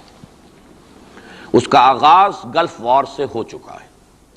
جیسا کہ میں نے عرض کیا ٹائم ٹیبل کوئی نہیں دیا جا سکتا، خبریں موجود ہیں، اس کے بعد یہ ہونا ہے، یہ ہونا ہے، یہ ہونا ہے، اور 8 اقساط میں ہم ندائے خلافت میں وہ مضمون شائع کر چکے ہیں جس میں احادیث میں زیادہ تر سنن ابی داؤد کی روایات ہیں، بڑی تفصیل موجود ہے، اور یہ ہے مجھے بھی پسند نہیں، آپ کو بھی پسند نہیں، اور پسند نہ ہونے کی وجہ سے زبان پر ہم نہیں لاتے، اسی وجہ سے لوگ جو ہے ناواقف ہیں۔ یہ سارے ممالک حدیث میں موجود ہے کہ مسلمانوں کے ہاتھوں سے نکل جائیں گے جنہیں یہودی گریٹر اسرائیل میں شامل کرتے ہیں۔ شام سارا، عراق سارا، مصر کا ڈیلٹا جتنا علاقہ زرخیز ہے اس کا جو بھی اچھا علاقہ ہے سارا، شمالی حجاز کا علاقہ سارا، یہاں تک کہ حدیث میں تو آتا ہے کہ مدینے کے دروازوں تک پہنچ جائیں گے لیکن مدینے میں داخل نہیں ہو سکیں گے، اللہ تعالیٰ خصوصی حفاظت فرمائے گا۔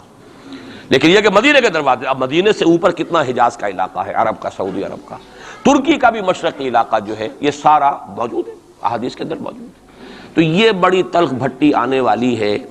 لیکن دوسری بات جو میں عرض کرتا رہا ہوں اب اس کے حوالے سے آئیے اس روح عرضی پر، اچھا یہ بات بھی سامنے رکھ لیجئے، یہ کیوں ہے سزا؟ سزا اس لیے ہے کہ ہم نے اسلام سے بے وفائی کی، سیدھی بات ہے۔ اللہ کو تو نہ ہم سے کوئی دشمنی ہے نہ ہمارے دشمنوں سے کوئی اس کی دوستی ہے، معاذ اللہ ثم معاذ اللہ، اس کی دوستی کہاں کفار سے کہاں ہوگی؟ نبوکدنضر کے ہاتھوں بنی اسرائیل کو پٹوایا تھا اگر، تو کیا نبوکدنضر سے دوستی تھی اللہ کی؟ اور کیا اسرائیلیوں سے اور یہودیوں سے کوئی دشمنی تھی؟ ان کو تو غرہ یہ تھا کہ نحن ابناء اللہ واحباؤہ، ہم تو اللہ کے بیٹوں کے مانند ہیں، ہمیں تو آگ بھی نہیں چھو سکتی، لن تمسنا النار الا ایاما معدودات، آئے گی بھی تو چند دن کے لیے چھوئے گی، ہمیں فوراً نکال لے گا اللہ، ہم تو اس کے بیٹوں کے مانند ہیں، چہیتے ہیں، ابراہیم کی نسل سے ہیں، ہم سب محمد کی نسل سے نہیں ہیں صلی اللہ علیہ وسلم۔ وہ تو صرف سادات جو بھی ہیں، سچے سادات ہیں یا بنے ہوئے سادات ہیں، وہی دعویٰ کر سکتے ہیں نا کہ وہ حضور کی نسل، اور وہ بھی نسل کیا ہے، حضور کی تو نہیں ہے، وہ تو حضرت علی کی نسل ہے، نسل بیٹی سے تو چلتی نہیں ہے، وہ تو بیٹے سے چلتی ہے۔ حضور صلی اللہ علیہ وسلم کی اصل نسل جو ہے وہ تو اللہ تعالیٰ نے چلائی نہیں، وہ تو حضرت ابراہیم کا بھی انتقال ہوا ہے، اور اس کی اپنی جگہ پر ایک حکمت ہے، وہ اس وقت میرا موضوع نہیں ہے۔ تو ہم تو نسل نہیں ہے محمد کی صلی اللہ علیہ وسلم، کم سے کم میں تو نہیں ہوں اسی، لیکن وہ یہودی تو کہتے ہیں ہم ابراہیم کی نسل ہیں سب کے سب، تو انہیں تو یہ غرہ ہونا جو ہے یعنی معلوم ہوتا ہے کہ وزن ہے ان کی بات میں، نحن ابناء اللہ واحباؤہ، وہ ابراہیم جسے خلیل اللہ قرار دے رہا ہے اللہ تعالیٰ، میرا خلیل ہے، واتخذ اللہ ابراہیم خلیلا، جسے امام الناس قرار دے رہا ہے، انی جاعلک للناس اماما، جو ابو الانبیاء ہے جس کی نسل میں سینکڑوں نبی آ گئے، اس کی جب ہم اس کی اولاد ہیں تو اللہ کے ہاں ہمارے ساتھ تو پریفرنشل ٹریٹمنٹ ہوگا۔ یہ ان کو غرہ تھا، یہی ہمیں۔ لیکن جان لیجئے جب انہیں پٹوایا، جب قرآن مجید نے کہا فَلِمَ يُعَذِّبُكُم بِذُنُوبِكُم، ایسا ہی تمہارا غرہ ہے، تم اللہ کے چہیتے ہو تو اللہ تمہیں کیوں سزائیں دیتا رہا ہے؟ نبوکدنضر سے کیوں پٹوایا، رومن سے کیوں پٹوایا، اس صدی میں جرمنوں سے کیوں پٹوایا، لاکھوں کی تعداد کے اندر؟ معلوم ہوا کہ اللہ کا معاملہ جس قوم سے بھی ہے کووننٹ ہے، وہ میثاق ہے ہمارا اللہ کے ساتھ، میثاق قرآن ہے ہمارا، ان کا میثاق تورات تھی، پکڑو اس کو، خذوا ما آتیناکم بقوۃ، پکڑو اس کو مضبوطی کے ساتھ جو ہم نے تمہیں دیا ہے، اگر اس سے بے وفائی کرو گے تو ہم سے کوئی تعلق نہیں، بلکہ تم مجرم ہوگے اصل۔ باقی لوگوں کے پاس تو کتاب ہے نہیں، شریعت ہے نہیں، دین ہے نہیں، ان کو تو پہنچانا تمہارے ذمہ تھا، تم تو ان کو کیا پہنچاتے، خود اس سے بے وفائی کر بیٹھے ہو، لہذا ساری دنیا کی گمراہی کی ذمہ داری بھی تمہارے کندھوں پر ہے۔ یہ ہے وہ جرم جس کی بنا پر سزا ملے گی، سزا کے مستحق ہیں ہم، اور ہم میں سب سے بڑھ کر عرب ہیں جن کی مادری زبان عربی ہے، جن کو صرف نحو پڑھنے کی ضرورت نہیں قرآن سمجھنے کے لیے، وہ تو از دل خیزت بر دل ریزت، براہ راست کمیونیکیشن قرآن سے ہو رہی ہے، وہ بے وفائی کریں تو ظاہر بات ہے مہا مجرم وہ ہیں۔ لیکن پھر غیر عرب مسلمانوں میں اس وقت روئے ارضی پر سب سے بڑی مجرم قوم 10 کروڑ مغربی پاکستانی، یہ میں ڈنکے کی چوٹ کہہ رہا ہوں اور بہت عرصے سے کہہ رہا ہوں، اس لیے کہ ہم وہ لوگ ہیں کہ جنہوں نے اسلام کے نام پر ملک بنایا. کوئی ملک دوسرا دنیا میں اس وقت اسلام کے نام پر نہیں بنا. ہم وہ لوگ ہیں پاکستان بنانے کے لیے لاکھوں جانیں مسلمانوں کی کلمہ گوؤں کی گئیں اور ہزاروں عصمتیں لوٹیں، اور نہ معلوم کتنی مسلمان لڑکیاں اور عورتیں جو ہے رہ گئیں پھر بھی ہمیشہ ہی سکھوں کے پاس، اور وہ آئی نہیں پاکستان اس اسلام کے نام پر. اور کیا کیا ہے ہم نے؟ 46 برس ہو گئے، اس کہاں اسلام ہوا. لہذا اس سے بڑی مجرم قوم عربوں کے بعد ہم یہ کہہ سکتے ہیں ہمارا عام آدمی قرآن نہیں پڑھتا، قرآن جانتا نہیں، ٹھیک ہے، اپلی ہے کچھ نہ کچھ، اس اعتبار سے ان کے بعد نمبر ہمارا ہے، لیکن باقی پوری دنیا کے مسلمانوں سے بڑھ کر مجرم ہم. اور ہم اصل میں نہ صرف یہ کہ خود اپنے حصے کے مجرم ہیں، بھارت کے مسلمانوں کا بھی سارا وبال ہماری گردن پر ہے. آج میں چاہتا ہوں کہ اس کو آپ اچھی طرح نوٹ کر لیں. بھارت کے مسلمانوں نے، جسے آپ فرض کفایہ کہتے ہیں، نماز جنازہ فرض کفایہ، چند لوگوں نے بھی کسی مسلمان کی نماز پڑھ لی تو سب کی طرف سے ادا ہوگی، کسی نے بھی نہیں پڑھی تو سب مجرم ہو جائیں گے، بستی کے سب لوگ مجرم ہوں گے. بھارت کے مسلمانوں نے فرض کفایہ ادا کیا جب پاکستان بنوا دیا آپ کو، اور اس کی قیمت آج بھی وہ دے رہے ہیں.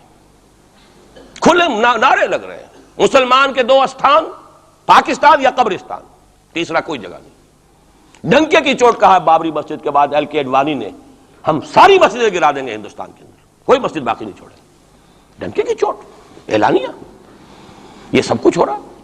اور یہ نعرے تو نہ معلوم کب سے لگ رہے ہیں، اور نہ معلوم کب سے میں یہاں ان مسجدوں کے اندر بھی اور اپنی تقریروں میں غور کرتا رہا ہوں کہ کیا وہاں ہو رہا ہے. لیکن ہمارے تو کان پر جوں نہیں ریگتی. ہمارے تو وہی دھندے ہیں، وہی کاروبار ہے، اپنا بزنس ہے، اس کے سارے مسئلے ہیں، اس کی اپنی بلڈنگیں ہیں، اپنی موٹریں ہیں، اپنے ٹیلی ویژن ہیں، اپنے کئی کورسز کے ڈنرز ہیں. اللہ خیر صلی اللہ، ہمیں بحث کیا اسلام سے؟ تو بتائیے ہم سے بڑا مجرم کون ہوگا؟ آج جو کچھ ہندوستانی مسلمان پر بیت رہی ہے اس کا جرم ہمارے کندھے پر. یہ میں جذباتی انداز میں نہیں کہہ رہا، میں تو 2 اور 2 4 کی طرح ثابت کر سکتا ہوں. انہوں نے فرض کفایہ ادا کر دیا. اور اس وقت یاد کیجئے مولانا ابوالکلام آزاد، مولانا مدنی، جمعیت علماء ہند کے علماء اپنے تقدس اور اپنے تدین اور اپنے تقوی کے اعتبار سے انکویسچنیبل، کوئی شک و شبہ نہیں ہو سکتا ان کی نیت پر اور ان کے تقوی پر اور کردار پر. انہوں نے کیا کہا تھا؟ یہی کہا تھا کہ یہ پاکستان بنا کر تم مسلمانان ہند کو 3 حصوں میں تقسیم کر دو گے. 3 میں کہا تھا، 2 میں نہیں، 3 میں. حالانکہ بظاہر تو ایک پاکستان بن رہا تھا نا، لیکن یہ مولانا ابوالکلام آزاد کے الفاظ تھے کہ 25 برس سے زیادہ یہ 2 خطے یکجا نہیں رہ سکتے. اور 25 برس کیا، 24.25 برس میں ٹوٹ گیا پاکستان. 25 برس پورے نہیں ہوئے، اور ان کے الفاظ تھے یہ کہ 25 برس سے زائد جمع نہیں رہ سکتے. 24.25 برس میں ختم ہو گیا. 16 دسمبر 1970 کو پاکستان ختم ہو گیا کہ نہیں ہو؟ 71 کو. بہرحال نوٹ کرنے کی بات ہے. ہم نے کیا کہا تھا؟ میں بھی مسلم لیگی تھا، میں نے بھی نعرے لگائے ہیں، چاہے غیر شعوری دور تھا، ہائی اسکول اسٹوڈنٹ تھا. پاکستان کا مطلب کیا، لا الہ الا اللہ، فلک شگاف نعرے لگائے ہیں. اور نوائے وقت کا پرچہ انتظار کرتے تھے اسٹیشن پر کھڑے ہو کر، حصار ریلوے اسٹیشن کے اوپر، کہ اب گاڑی آئی اور اب نوائے وقت لیا اور پھیل گئے پورے شہر میں اس کو پہنچانے کے لیے. ہم کیا کہا کرتے تھے؟ جی نہیں، 2 طرف سے پاکستان جو ہے مضبوط پاکستان ہوگا. ہندوستان میں کسی ہندو کو جرت ہوگی مسلمان کے لیے کوئی میلی نگاہ سے دیکھنا بھی؟ وہ سارے خواب کہاں گئے؟ وہ تو حرم ہوئے. وہ 2 طرف کا جفا تھا وہ تو ختم ہوا، اس لیے کہ وہ زنبور تو اب رہا ہی نہیں، وہ تو کھل گئی، نوٹ ہی ختم ہوئی وہ مشرقی پاکستان. اور حال یہ ہے کہ آپ کی وزیر اعظم بنگلہ دیش نے یہ بھی پسند نہیں کیا کہ بابری مسجد پر جو بیان تھا وہ نواز شریف صاحب کے ساتھ مشترک بیان دے دیں. یہ اشتراک بھی دنیا کے سامنے نہ آ جائے کہ مشرقی پاکستان سابقہ اور اس وقت بنگلہ دیش کی وزیر اعظم اور مغربی پاکستان جو اب وٹ ریمینز آف پاکستان کے تحت صرف پاکستان ہے، اس کے وزرائے اعظم نے مشترکہ بیان دے دیا. یہ بھی نہیں آنا چاہیے. یہ حال ہے ہمارا. حالانکہ بات اپنی جگہ پر کوئی ایسی نہیں تھی، کوئی سیاسی نہیں، ایک مذہبی معاملے کے اوپر اظہار رائے کرنا تھا. انہوں نے کہا نہیں، آپ کے ساتھ مشترک بیان میں نہیں دوں گی. نہیں دیا اس نے. تو وہ جو تھا 2 طرف سے جفا وہ تو سن 71 میں کھل گیا. جو ہمارا حال ہے وہ تو ہونا ہی تھا.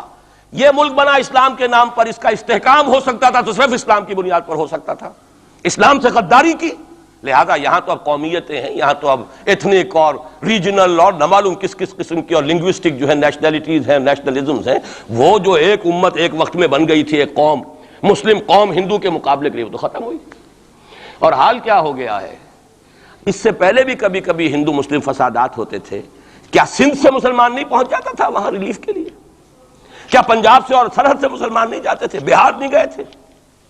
کیا کانپور کی مسجد شہید ہوئی تھی 1915 میں تو پوری ہندوستان سے مسلمان نہیں پہنچ گئے؟ آپ کیا کر رہے ہیں؟ مندر گرا دیے، یہاں بڑی بہادری کا کام کیا، مندر گرا دیے، شرم سے ڈوب مرنے کا مقام ہے۔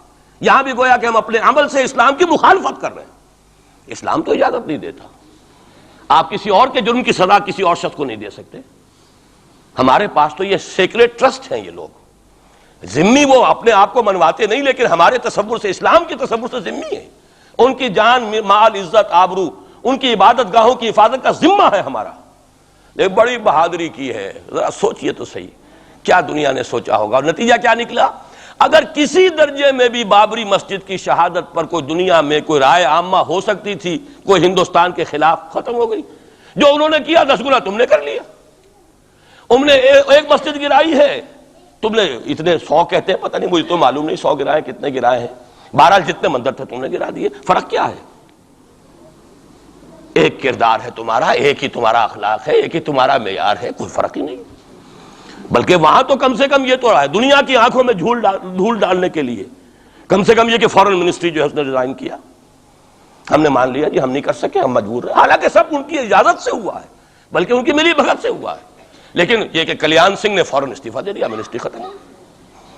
پھر وہ بھارت کی مرکزی حکومت نے اور بھی پارٹیز کو بھی بین کر دیا، اور اس کے بعد یہ ہے کہ انہوں نے حکومتیں بھی 3 اور صوبوں کی توڑ دی۔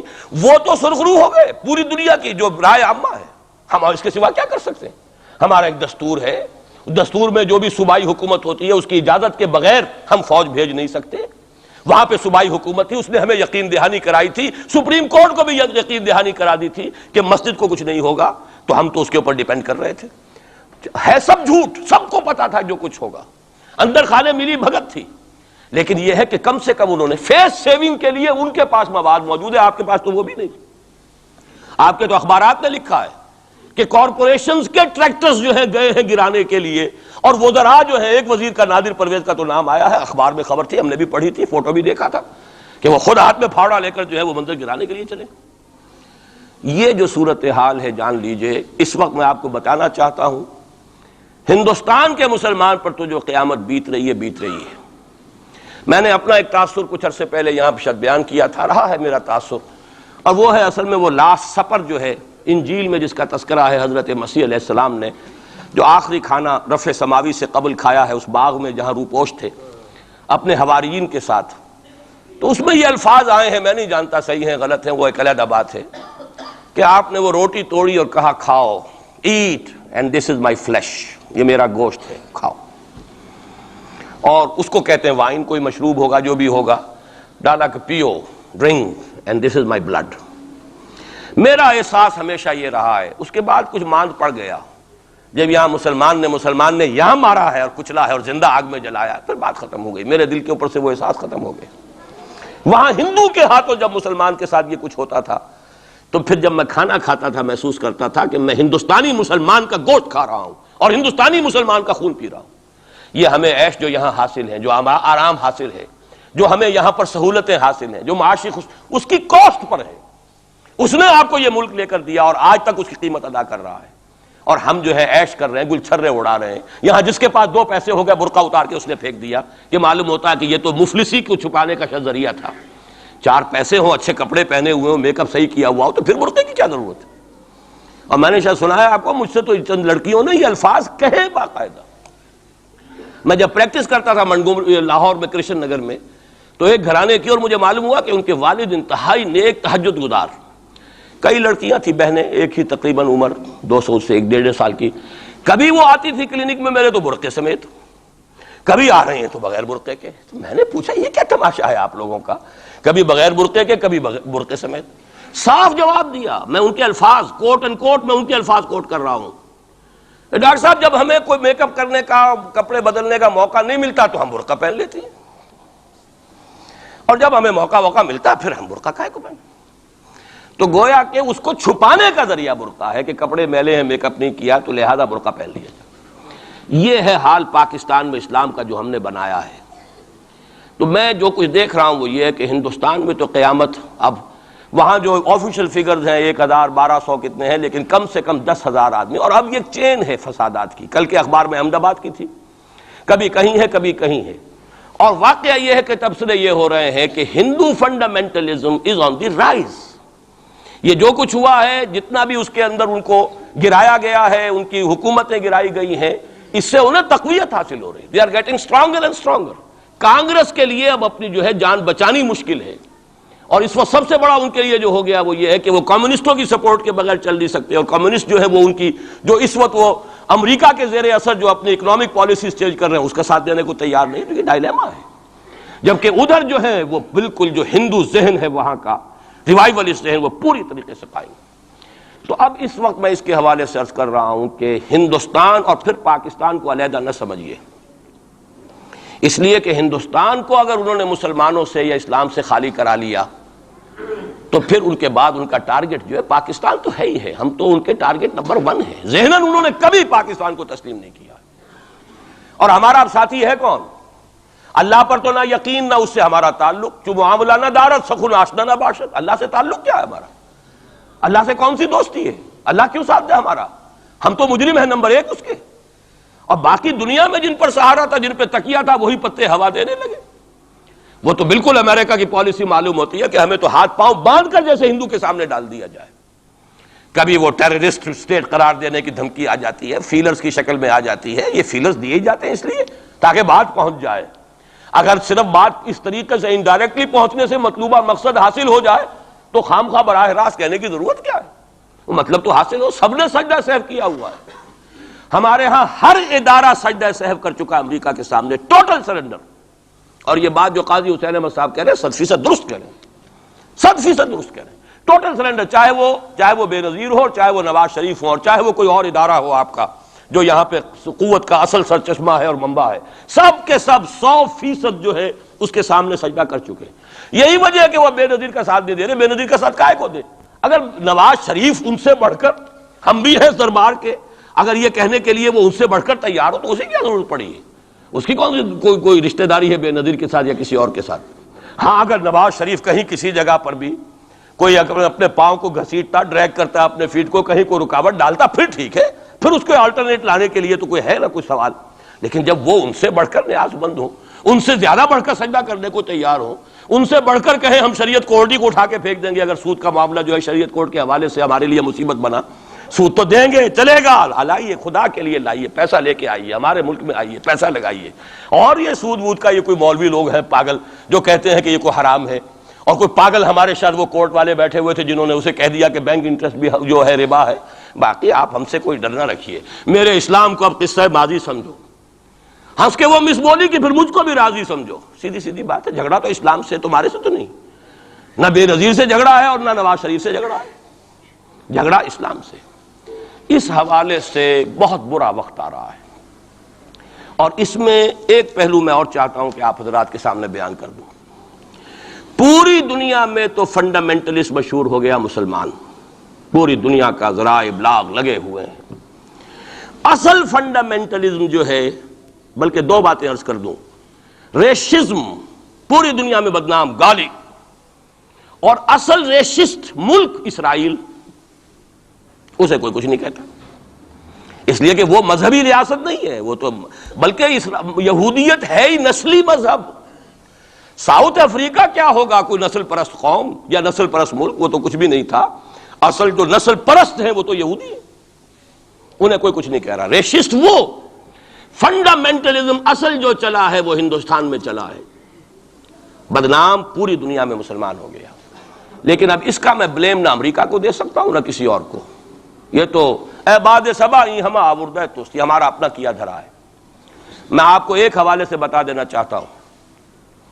ہمارے ہاں علامہ مشرقی اٹھے، چپ راست چپ، چپ راست چپ، اور بیل چاپ پورے ہندوستان کو دہلا دیا. دہل گئی زمین ہندوستان کی، راس کماری سے لے کے درہ خیبر تک. اور بڑے بڑے نوٹیبلز، یہ تحریک اتنی عظیم تھی، اتنی آرگنائز تھی. آپ کو معلوم ہے یہ تالپور برادران جو ہے، دونوں بھائی جو تھے، یہ خاکسار تھے. بڑے بڑے لوگ سندھ میں، فرنٹیئر میں، پنجاب میں، ہر جگہ پر اور ایسی زبردست آرگنائزیشن بالکل ملٹری والی، ان کے سارے قواعد ملٹری کے. لیکن ہوا کیا؟ آر ایس ایس 1925 میں قائم ہوئی ہے اسی کے رد عمل میں. ہندو سویا ہوا تھا، انہوں نے دیکھا یہ مسئلہ اٹھ گیا ہے، اتنا زبردست اٹھ گیا ہے، زور شور کے ساتھ اٹھ گیا ہے، اس کی چپراس جو ہے وہ زمین جو ہے لرز رہی ہے، اس سے تو اٹھنا پڑے گا نا. لہذا باقاعدہ جو آر ایس ایس 1925 میں قائم ہوئی ہے اسی کے رد عمل میں، اور اس مقصد کے ساتھ، ڈکلیئرڈ مقصد، ہندوؤں کو متحد کیا جائے تاکہ وہ بھرپور طریقے سے مسلمانوں کا مقابلہ کر سکیں. ہندو واد آن دی ڈیفینسو. لیکن 1925 سے لے کر آج تک کتنے سال ہو گئے؟ 67. 67 برس تک ایک جماعت کا حوصلہ دیکھیے، اس کا ظرف دیکھیے، آج تک سیاست میں حصہ نہیں لیا. پاور پالیٹکس سے کوئی تعلق نہیں. 67 لانگ ایئرس. اتنی فالوئنگ ہے کہ ویسٹ میں تو اتنی موٹی موٹی کتابیں چھپی ہیں. شکاگو یونیورسٹی سے اتنی موٹی کتاب تھی، برادرہڈ ان سیفرن، آر ایس ایس کے اوپر ڈاکومنٹ. 25 لاکھ ان کا اس وقت کارڈر موجود ہے جو کہ ان کا ٹرینڈ ہے والنٹیئر. لیکن وہ جماعت الیکشن میں نہیں آئی. کچھ اپنے اثر تحت کچھ اور لوگوں کو لڑو. اور آپ نے نام بھی نہیں سنا ہوگا، اس کے 3 امیر یا گرو جو ہیں گزر چکے ہیں، تیسرا ہے اس وقت. پہلا ڈاکٹر بالی رام ہیجواڑ، کسی نے نام سنا آج تک؟ کوئی پرسنل پبلسٹی کی کوشش کی؟ اس نے کام کیا. دوسرا مہادیو گولوالکر گرو جی، کسی نے نام بھی نہیں سنا ہو. اس وقت کون ہیں؟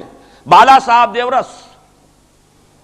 یہ 3 ان کی عمارتیں کہہ لیں یا جو بھی کہہ لیں، خلافتیں ہیں جو آئی ہیں، اور ایسا منظم نظام ہے، لیکن کہیں سیاست میں حصہ نہیں.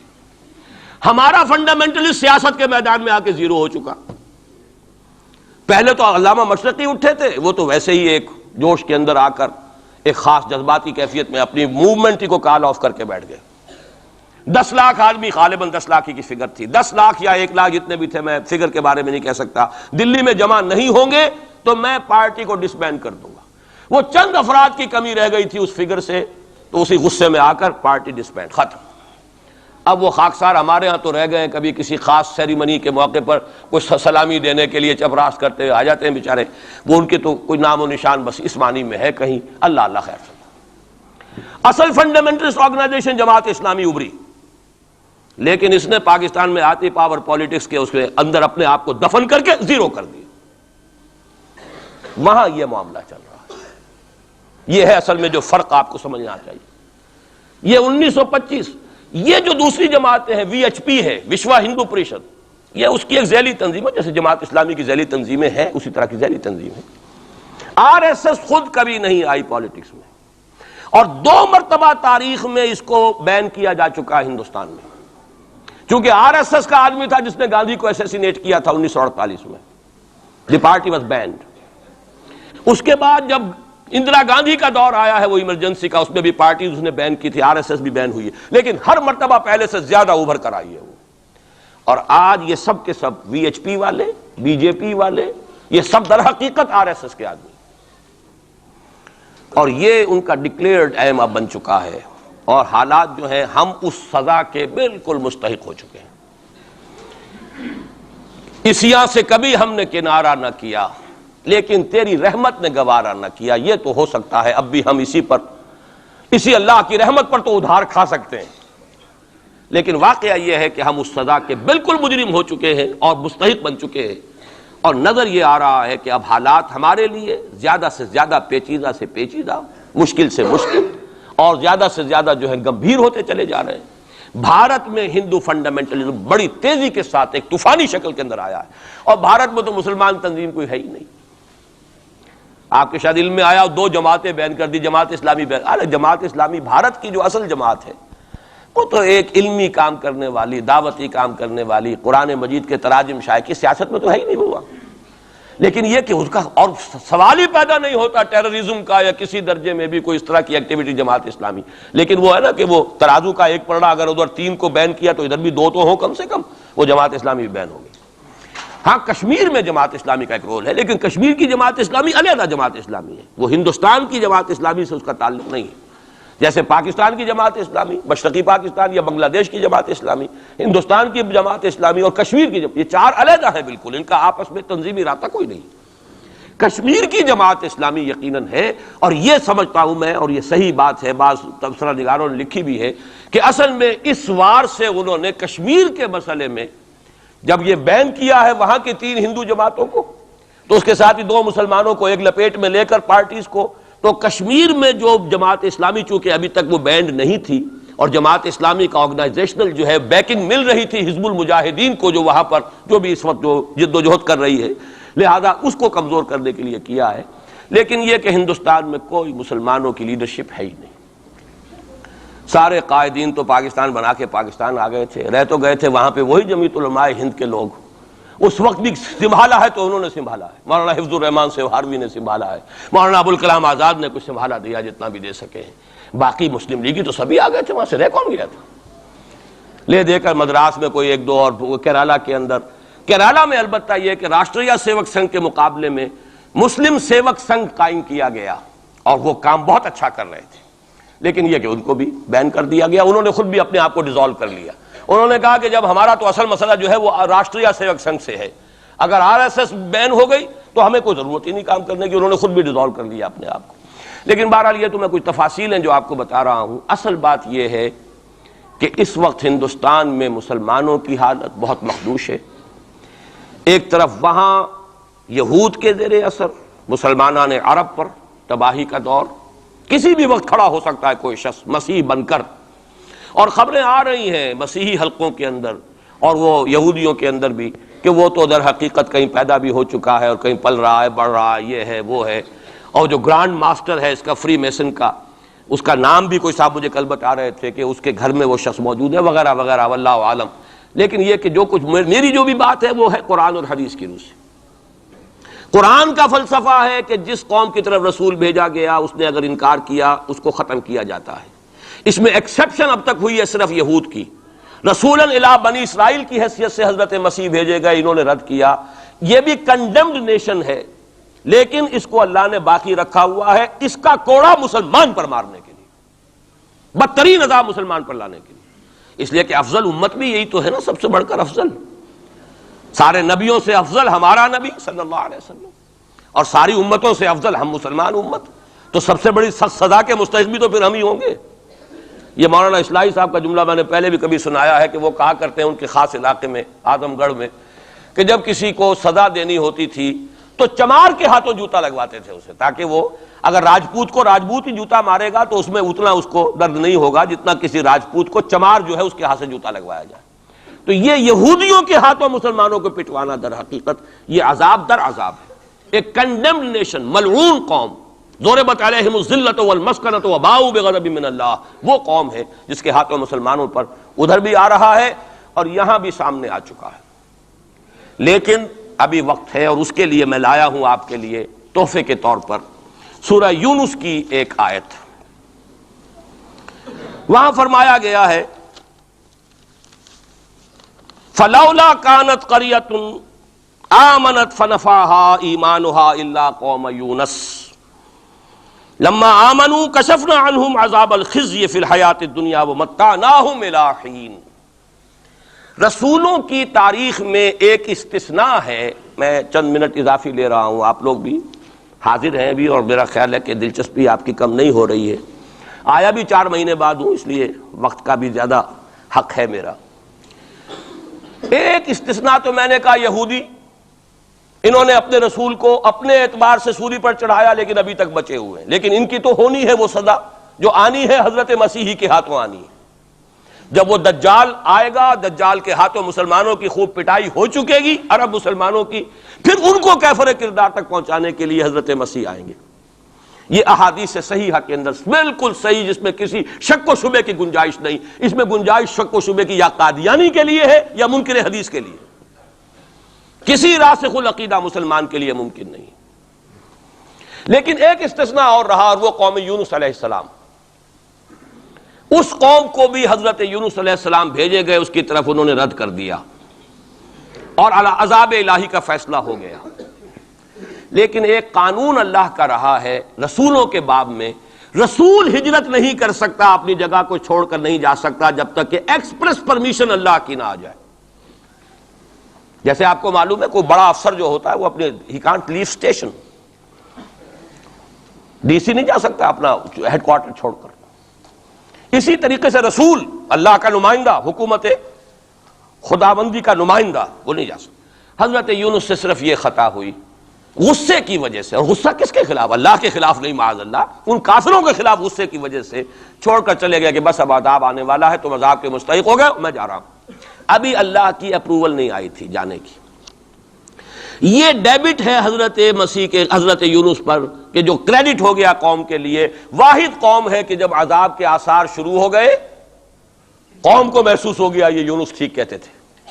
وہ نکل آئے اپنے گھروں سے اور چیخنے چلانے لگے اور دعائیں کی اور توبہ کی اور گڑ گڑائے اللہ ہمیں معاف فرما دے. تو چونکہ رسول سے یہ ایک خطا ہو چکی تھی، اس کا ڈیبٹ ان کو کریڈٹ کی شکل میں ملا ہے، عذاب واپس ہو گیا. متعناہم الی حین، انہیں ہم نے ایک اور مہلت دے دی ایک وقت معین تک. اس کا ابھی ہمارے پاس موقع ہے. میں جو کچھ عرض کر رہا ہوں وہ عذاب الہی اب سامنے ہے. اب بھی جسے نظر نہ آ رہا اس سے بڑھ کر اندھا کوئی نہیں ہے. بھارت کے حالات دیکھنے کے باوجود اگر نظر نہیں آ رہا ہے کتنا بڑا انہوں نے قدم اٹھایا ہے. اور مسلمان کیا کر سکتا تھا؟ کوئی ریزنٹمنٹ کی ہزاروں سینکڑوں، اور پولیس والوں نے بھولے، وہاں کوئی اس وقت رائٹس نہیں ہوئے. اور صاف کہا ہے ریڈیوز نے بھی، بی بی سی نے بھی، پولیس کی فائرنگ سے مارے گئے. ایک دن میں 300 آدمی بامبے کے اندر جو ہلاک ہوا ہے پولیس فائرنگ سے ہوا. کیسے مقابلہ کر لے؟ فوج کا کیسے کر لے؟ پولیس کا کیسے کر لے؟ اس اعتبار سے جو کچھ وہاں بیت رہی ہے وہ تو بیت رہی ہے. جو ہم پہ گزری سو گزری مگر شب ہجراں. اب یہ معاملہ پاکستان والوں کے سوچنے کا ہے جو ہم پر گزرے گی. کچھ لوگ ہمارے ہاں بڑے دانشور بنے پھرتے ہیں اور بڑے شوق سے ارے ہندوستان ٹوٹ جائے گا. وہ تو ٹوٹے گا، لیکن اس کے ٹوٹنے سے پہلے تم پر جو آفت ٹوٹے گی اس کا تمہیں تصور نہیں. تم سمجھتے ہو کہ یہ جو لکیر کھینچی ہوئی سرحد کی یہ بچا لے گی، جبکہ اصل مجرم تم ہو، میں ہوں، آپ ہیں، جنہوں نے ان کی کوسٹ پر یہاں عیش کے اپنے ایوان سجائے ہیں، ان کا خون پی رہے ہیں یہاں پر عیش گاہوں کے اندر. ہم ہیں اصل مجرم. تو ہم در حقیقت وہ عذاب الہی جو ہے بالکل سر پر آ چکا. اور یہ میں بتا چکا ہوں کہ اول نمبر مجرم مسلمانان عرب، نمبر 2 مسلمانان پاکستان. لیکن قوم یونس کی طرح سے ایک امکان ہے کہ ہم ابھی توبہ کریں، روئیں، گڑ گڑائیں، فیصلے کریں، زندگیوں کو بدلیں. انفرادی توبہ جب تک نہ ہوگی تو اجتماعی کیسے ہو جائے گی؟ افراد کے ہاتھوں میں ہے اقوام کی تقدیر. ہر فرد ہے ملت کے مقدر کا ستارہ. ہماری بیماری کیا وہ کر دے، میں بیٹھا رہا ہوں، میں تو اپنے دھندے، اپنی دکان، اپنا کاروبار، اپنی فرم، اپنا پروفیشن، میں تو اس سے نہیں لوں گا، اور لوگ کر دیں. بہت کریں گے، کوئی تھوڑے سے چندے دے دیں گے، بس بہت ہے. باقی ہمارے عیش، ہمارے کاروبار، ہمارے پروفیشن، ہم اس سے وقت کیسے نکال لیں؟ کیسے ممکن ہے؟ پھر کسی کے ہاتھ میں ہاتھ کیسے دے دیں؟ کسی کو امیر مان لیں، اس کا حکم مانیں. جبکہ دنیا میں جیسا کہ میں نے عرض کیا وہاں کیا ہوتا ہے، آر ایس ایس کے اندر اگلا امیر بھی وہ منتخب نامزد کرتا ہے پچھلا امیر، اور اپنے پاس رکھتا ہے ڈکلیئر کر کے کہ میرے بعد یہ ہوگا، تاکہ ٹریننگ اس کی زندگی میں لے لے. اور نظم چل رہا، 25 لاکھ اس وقت ان کے والنٹیئرز ہیں پورے ہندوستان کے اندر. ہمارے ہاں جماعتوں کی سپلٹ ہو رہی ہے، ٹوٹ پھوٹ ہو رہی ہے، اور نئے محاذ ایک اینٹ روڑے اور جمع کر کے، لیکن سب کو معلوم ہوتا ہے کہ یہ سب جمع ہوتے ٹوٹنے کے لیے. تو معاملہ در حقیقت یہ ہے کہ ابھی موقع ہے. ان ادری اقریب ام بعید ما توعدون وان ادری لعلہ فتنۃ لکم ومتاع الی حین. لیکن اس میں قرآن مجید ہی کی 2 آیات سے چند آیات آپ کو اور سنا کر اپنی بات ختم کرتا ہوں. یہ حصہ مجھے بھی احساس ہو رہا ہے کہ تشنا رہ گیا ہے. ہو سکتا ہے کہ میں ایک جمعہ اور یہاں اپنا قیام بڑھا لوں، کیونکہ آیا ہوں 4 مہینے بعد، تو شاید 1 جنوری کا جمعہ بھی یہاں. ابھی اس کو فیصلہ نہ سمجھیے، اعلان ہوگا تو اخبار میں آ جائے گا، لیکن اس کا امکان ہے، کیونکہ میں خود محسوس کر رہا ہوں کہ یہ دوسرا حصہ میری گفتگو کا جو ہے کہ کرنا کیا ہے، کس طور سے کرنا ہے، یہ جو ہے اس میں تشنا رہ گیا ہے. اور اب بہتر یہی ہے کہ میں زیادہ وقت اس پر صرف نہ کروں. صرف وہ آیات آپ کا سورہ روم ہی کی آیات سن لیجئے. سورہ روم کی 6 آیتیں شروع میں میں نے سنائی، یہ ذرا 3 آیتیں سن لیجئے 30 سے 32 تک. فَأَقِمْ وَجْهَكَ لِلدِّينِ حَنِيفًا حالات کچھ بھی ہوں، تم اپنے چہرے کو، رخ کو دین حنیف کی طرف یکسو ہو کر قائم رکھو۔ وہ جو میں نے کہا تھا، امید ہو نہ ہو لگے رہو، تمہارا کام ہے فرض ادا کرنا۔ فَأَقِمْ وَجْهَكَ لِلدِّينِ حَنِيفًا فِطْرَةَ اللَّهِ الَّتِي فَطَرَ النَّاسَ عَلَيْهَا لَا تَبْدِيلَ لِخَلْقِ اللَّهِ ذَلِكَ الدِّينُ الْقَيِّمُ وَلَكِنَّ أَكْثَرَ النَّاسِ لَا يَعْلَمُونَ۔ جمے رہو، ڈٹے رہو، کام کرتے رہو۔ اللہ کا شکر ادا کرتے ہوئے کہہ رہا ہوں، میری اپنی زندگی میں نہ معلوم کتنے الٹ پھیر آئے ہیں، انقلابات آئے ہیں، فلاں کی پارٹی آ گئی، فلاں کی پارٹی آ گئی، فلاں آ رہا ہے، آج تک اس کام کے سوا میں نے کسی کام میں حصہ نہیں لیا۔ ایوب خان کا دور تھا، پھر اس کے بعد بھٹو صاحب کا دور آیا، پھر اور دور آئے، پھر ضیاء الحق صاحب کا تو مجرم ہوں 2 مہینے شورا میں چلا گیا تھا، دھوکہ کھا گیا تھا۔ واقعہ یہ ہے کہ اس کے سوا میری اس پوری زندگی کے اندر جو ہے، سوائے اس ایک کام کے 2 کام ہیں۔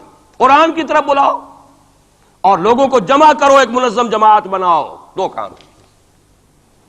دعوت قرآن کے ذریعے، تطہیر ذہنوں کی قرآن کے ذریعے، تطہیر فکر کی قرآن کے ذریعے، تصحیح عقائد کی قرآن کے ذریعے، تزکیہ نفس قرآن کے ذریعے، اور پھر جو ان مرحلوں سے گزرے جمع کرو، انہیں مرتب کرو، ایک جماعت بناؤ، قوت بناؤ، سم و طاعت والی جماعت بناؤ۔ 2 کام کرنے کے، انہی میں لگاؤ۔ تو فَأَقِمْ وَجْهَكَ لِلدِّينِ حَنِيفًا، سیدھا رکھو اپنا رخ دین کی طرف۔ دائیں بائیں حالات کیا ہیں، کیا ہونے والا ہے، ٹھیک ہے، حضرت مسیح کے الفاظ ہیں بائبل کے، سانپ کے مانند چوکنے لیکن فاختہ کے مانند بے ضرر بنو۔ سانپ چوکنا ہوتا ہے بہت، لیکن کسی کو ضرر بھی تو پہنچا دیتا ہے، فاختہ ضرر نہیں پہنچاتی۔ ان 2 ایکسٹریمز کو جمع کرو اپنے اندر، حالات سے واقف ہونا چاہیے، دائیں کیا ہے، بائیں کیا ہے، آگے کیا ہے، پیچھے کیا ہے، رخ کدھر جا رہا ہے، حالات کا بہاؤ کیا ہے، یہ جانو۔ سانپ کے مانند چوکن نہ رہو، لیکن لگے رہو اپنے کام میں، کسی سے دلچسپی نہیں۔ ابھی حال ہی میں خیر جو اب حکومت کا ہوا تھا وہ جلسہ جو بابری مسجد پر، انہوں نے تو خیر ہمیں نہیں بلایا، آئے تھے میرے پاس فاروق لغاری صاحب، فاروق احمد لغاری صاحب، کیا ہماری میٹنگ ہو رہی ہے؟ میں نے کہا نہیں، میں نے اپنی رائے جو دی ہے وہ دی ہے، میں دوں گا، لیکن یہ کہ میں کسی سیاسی عمل میں شریک ہونے کے لیے تیار نہیں۔ اب وہ سینیٹر سمیع الحق صاحب آئے ہیں میدان میں پھر نیا محاذ لے کر، میں نے کہا میں تو ایک ہی مرتبہ متحدہ شریعت محاذ کا تجربہ کر کے بھر پایا، پوری زندگی کا تجربہ مجھے مل گیا ہے، میرے پاس وقت ضائع کرنے کے لیے ان کاموں کے لیے نہیں۔ یہ محاذ جو ہے ان مل بے جوڑ لوگوں کو جمع کر لینا، اور پھر جو علیحدگیاں ہوتی ہیں اور الزامات ایک دوسرے پر لگتے ہیں، اس سے کیے دھرے کے اوپر پانی ہی نہیں پھرتا، وہ پچھلا بھی جو ہے ہفتے اعمال نہ معلوم کتنی دیر کا ہو جاتا ہے۔ تم نہیں آئے؟ وہ جو NDA کا ہوا تھا ایک کنونشن، ایک صاحب آئے تھے اس کے لیے بھی دعوت دینے کے لیے، انہوں نے پھر جب میں نے انکار کیا تو انہوں نے وعدہ لے لیا تھا کہ کم سے کم آپ میرا نام نہ بتائیے گا کہ بے عزتی ہوگی کہ میں گیا تھا، اور آپ نے مانا نہیں۔ نہ NDA کی کنونشن میں گیا، نہ میں PDA کی کنونشن میں گیا، نہ میں یہ ابھی جو ہوئی ہے کوئی علماء کی، مفتی یہ اپنے سینیٹر کیا نام ہے سمیع الحق صاحب، اس 2 کاموں کے سوا مجھے اپنا وقت کسی اور کام میں نہیں لگانا، سیاست میں جانا ہی نہیں، الیکشن کا رخ ہی نہیں کرنا، بلکہ یہ قرآن کے ذریعے سے دعوت۔ اسی لیے میں آیات سنا رہا ہوں، فَأَقِمْ وَجْهَكَ لِلدِّينِ الْحَنِيفَ فِطْرَةَ اللَّهِ الَّتِي فَطَرَ النَّاسَ عَلَيْهَا، اور آگے فرمایا مُنِيبِينَ إِلَيْهِ، اپنا رخ اسی کی طرف رکھتے ہوئے، وَاتَّقُوهُ، تقوی اختیار کرو، وَأَقِيمُوا الصَّلَاةَ وَلَا تَكُونُوا مِنَ الْمُشْرِكِينَ، نماز قائم رکھو اور دیکھو مشرکوں میں سے نہ ہونا، شرک کی آلائش سے اپنے آپ کو پاک کرتے رہو، دھوتے رہو اور دھو، شرک کی کوئی آمیزش نہ رہے۔ اور دوسرا کام یہ سورہ سجدہ کی آیات ہیں، وَمَنْ أَظْلَمُ مِمَّنْ ذُكِّرَ بِآيَاتِ رَبِّهِ ثُمَّ أَعْرَضَ عَنْهَا إِنَّا مِنَ الْمُجْرِمِينَ مُنْتَقِمُونَ۔ یہ الفاظ بڑے سخت ہیں۔ ان لوگوں سے بڑھ کر ظالم کون ہوگے جنہیں ان کے رب کی آیات کے ذریعے سے نصیحت کی جاتی ہو۔ میں نے جو نصیحت کی ہے اللہ کی کتاب کے حوالے سے کی ہے، جو دعوت ہے میری قرآن کے ذریعے سے، میں نے کوئی کہانیاں، اپنے فلسفے، اپنے کوئی نظریے نہیں تراشے ہیں، قرآن کی دعوت، تعلیم و تعلم قرآن۔ جس قوم نے اس دعوت کو رد کیا ہو، وَمَنْ أَظْلَمُ مِمَّنْ ذُكِّرَ بِآيَاتِ رَبِّهِ ثُمَّ أَعْرَضَ عَنْهَا إِنَّا مِنَ الْمُجْرِمِينَ مُنْتَقِمُونَ، ایسے مجرموں سے تو میں انتقام لے کر رہوں گا۔ اللہ بچائے، اپنے دامن رحمت میں لے لے، ہمیں کوئی مہلت دے توبہ کرنے کی اور اصلاح کرنے کی۔ وَلَقَدْ آتَيْنَا مُوسَى الْكِتَابَ فَلَا تَكُنْ فِي مِرْيَةٍ مِّن لِقَائِهِ، اور ہم نے موسیٰ کو بھی کتاب دی تھی. وَجَعَلْنَاهُ هُدًى لِبَنِي اسرائیل، اسے ہدایت نامہ بنایا تھا بنی اسرائیل کے لیے. گویا کہ اسی طرح محمد ہم نے قرآن آپ کو دیا ہے ہدایت نامہ پوری نوع انسانی کے لیے. جہاں سے میں نے بات شروع کی تھی، قرآن کتاب ہدایت ہے. آخری آیت ہے وَجَعَلْنَا مِنْهُمْ أَئِمَّةً يَهْدُونَ بِأَمْرِنَا، اور ہم نے ان بنی اسرائیل میں سے ایسے امام اٹھائے جو ہمارے حکم سے ہدایت کا کام کرتے تھے. لما صبروا، جب انہوں نے خود صبر کی روش اختیار کی، اپنے کیریئرز کی قربانی دی، اپنے سٹینڈرڈ آف لیونگ کو کم کیا، اپنی ضروریات کو سمیٹا، اپنا وقت فارغ کیا، اپنی صلاحیتیں کھپائیں، کس کام کے لیے؟ تاکہ وہ کتاب ہدایت کو لوگوں تک پہنچا سکیں. خیرکم من تعلم القرآن وعلمہ، تم میں سے بہترین لوگ وہ ہیں جو قرآن سیکھیں اور سکھائیں. تو فرمایا وَجَعَلْنَا مِنْهُمْ أَئِمَّةً يَهْدُونَ بِأَمْرِنَا لَمَّا صَبَرُوا وَكَانُوا بِآيَاتِنَا يُوقِنُونَ، اور وہ ہماری آیات پر پورا پورا یقین رکھنے والے تھے. اللہ تعالیٰ سے دعا کرتا ہوں وہ مجھے اور آپ کو آیات قرآنی پر پورا پورا یقین عطا فرمائے. یہ ہے اصل منبع، سرچشمہ، یہ ہے بنیاد، یہ ہے جڑ. اس سے قوت حاصل کر کے اپنا تزکیہ، خود توبہ، خود حرام کاروبار کو چھوڑنا، اپنے وقت کو فارغ کرنا، اپنی صلاحیتوں کو لگانا ان دو کاموں کے لیے، فارغ کرنا اس کام کو، پھر نظم کی پابندی والی جماعت میں شریک ہو کر کبھی کوئی وقت آئے کہ ہم کسی انقلابی جد و جہد کے لیے کھڑے ہو سکیں، اسلام کو قائم کرنے کے لیے، جیسے کہ محمد عربی صلی اللہ علیہ وسلم نے آج سے 1400 برس قبل قائم کیا تھا. اگر ایسا ہو گیا تو یہی سرزمین، یہ میں آج کل کہہ رہا ہوں الفاظ، پاکستان ایک پل صراط سے گزر رہا ہے اس وقت. پل صراط کا تصور آپ کے سامنے ہے. جہنم کے اوپر ایک پل ہوگا جس پر سے جو مسلمان دنیا میں کہلاتے ہیں وہ گزارے جائیں گے. جو منافق ہوں گے حقیقی ایمان سے بے بہرا، وہ ٹھوکر کھا کر گریں گے جہنم میں. اور جو اہل ایمان ہوں گے نور ایمان ان کے آگے آگے دوڑتا ہوگا. نورہم یسعی بین ایدیہم و بایمانہم، اس کی روشنی میں پل کراس کر جائیں گے، جنت میں داخل ہو جائیں گے. ہم اس وقت اس پل صراط پر ہیں. اگر یہاں آئندہ 2-3-4 سال کے اندر اسلامی انقلاب نہ آیا تو یہ ملک نسیم منسیہ ہو جائے گا. وہ بربادی یہاں آئے گی کہ رہے نام اللہ کا. خاکم بدہن، لیکن میں نہیں چاہتا کہ آپ کو دھوکے میں رکھوں. جو دیکھ رہا ہوں وہ دکھا دینا چاہتا ہوں. وہ تباہی آئے گی. یہ در حقیقت یہ تو میں آج سے کوئی 5-6 سال پہلے لکھ چکا، جب میں نے وہ استحکام پاکستان اور مسئلہ سندھ لکھی تھی. ایک ہی سن تھا جس سن میں کہ ہندوستان میں بھی اسلام داخل ہوا سندھ کے راستے، اسی سن میں اسلام اسپین میں داخل ہوا تھا جبرالٹر کے راستے، جبل الطارق کے راستے. یاد ہے؟ سن 92 یا 93 ہجری، 712 عیسوی، اس میں محمد ابن قاسم اسلام لے کر آئے، ہندوستان میں داخل ہوئے سندھ کے راستے. دونوں میں ایس ہے، سن بھی ایک، سندھ اور اسپین ایک ہی لفظ سے، ایک ہی لیٹر سے شروع ہو رہے ہیں. وہاں سے اسلام اور مسلمان کا خاتمہ ہو چکا، 500 برس ہو گئے. 1492 اور یہ 1992 ہے. پورے 500 برس نام و نشان مٹ گیا اسلام کا، مسلمان کا. بین ہی اسی کا اندیشہ اس بر صغیر پاک و ہند کے لیے، بین ہی اسی کا اندیشہ. وہاں ہو سکتا ہے تو آپ کے ساتھ کیوں نہیں ہو سکتا؟ وہ تو پھر بھی عربوں کی اولاد تھے، ان کے تو رشتے تھے صحابہ کرام کے ساتھ، ان کا تو معاملہ کچھ اور تھا، ان کی تو مادری زبان بھی عربی تھی. اگر ان کے ساتھ یہ ہو سکتا ہے تو آپ کے ساتھ کیوں نہیں ہو سکتا؟ ہزار ہے چیرہ دستاں سخت ہیں فطرت کی تعزیریں، اللہ کا کوڑا جب پڑتا ہے تو بہت سخت پڑتا ہے. اب دو ہی میں نے جیسا کہ عرض کیا ہے، یا چنا کن یا چنی، یا تو اس اسلامی انقلاب کے لیے کمر بستہ ہو جائیں، اور ورنہ پھر یہ کہ اس عذاب الہی کا کوڑا جو ہے وہ تو اب نظر آ رہا ہے. قوم یونس جیسے عذاب دیکھ کر ایمان لے آئی تھی. کاش کہ اب بھی مسلمان یہاں کا پاکستان کا بیدار ہو جائے اور توبہ کرنے کے لیے آمادہ ہو جائے. اقول قولی ھذا واستغفر اللہ لی ولکم ولسائر المسلمین والمسلمات. 15 منٹ کی تاخیر مجھے ہو گئی ہے، معذرت خواہ ہوں.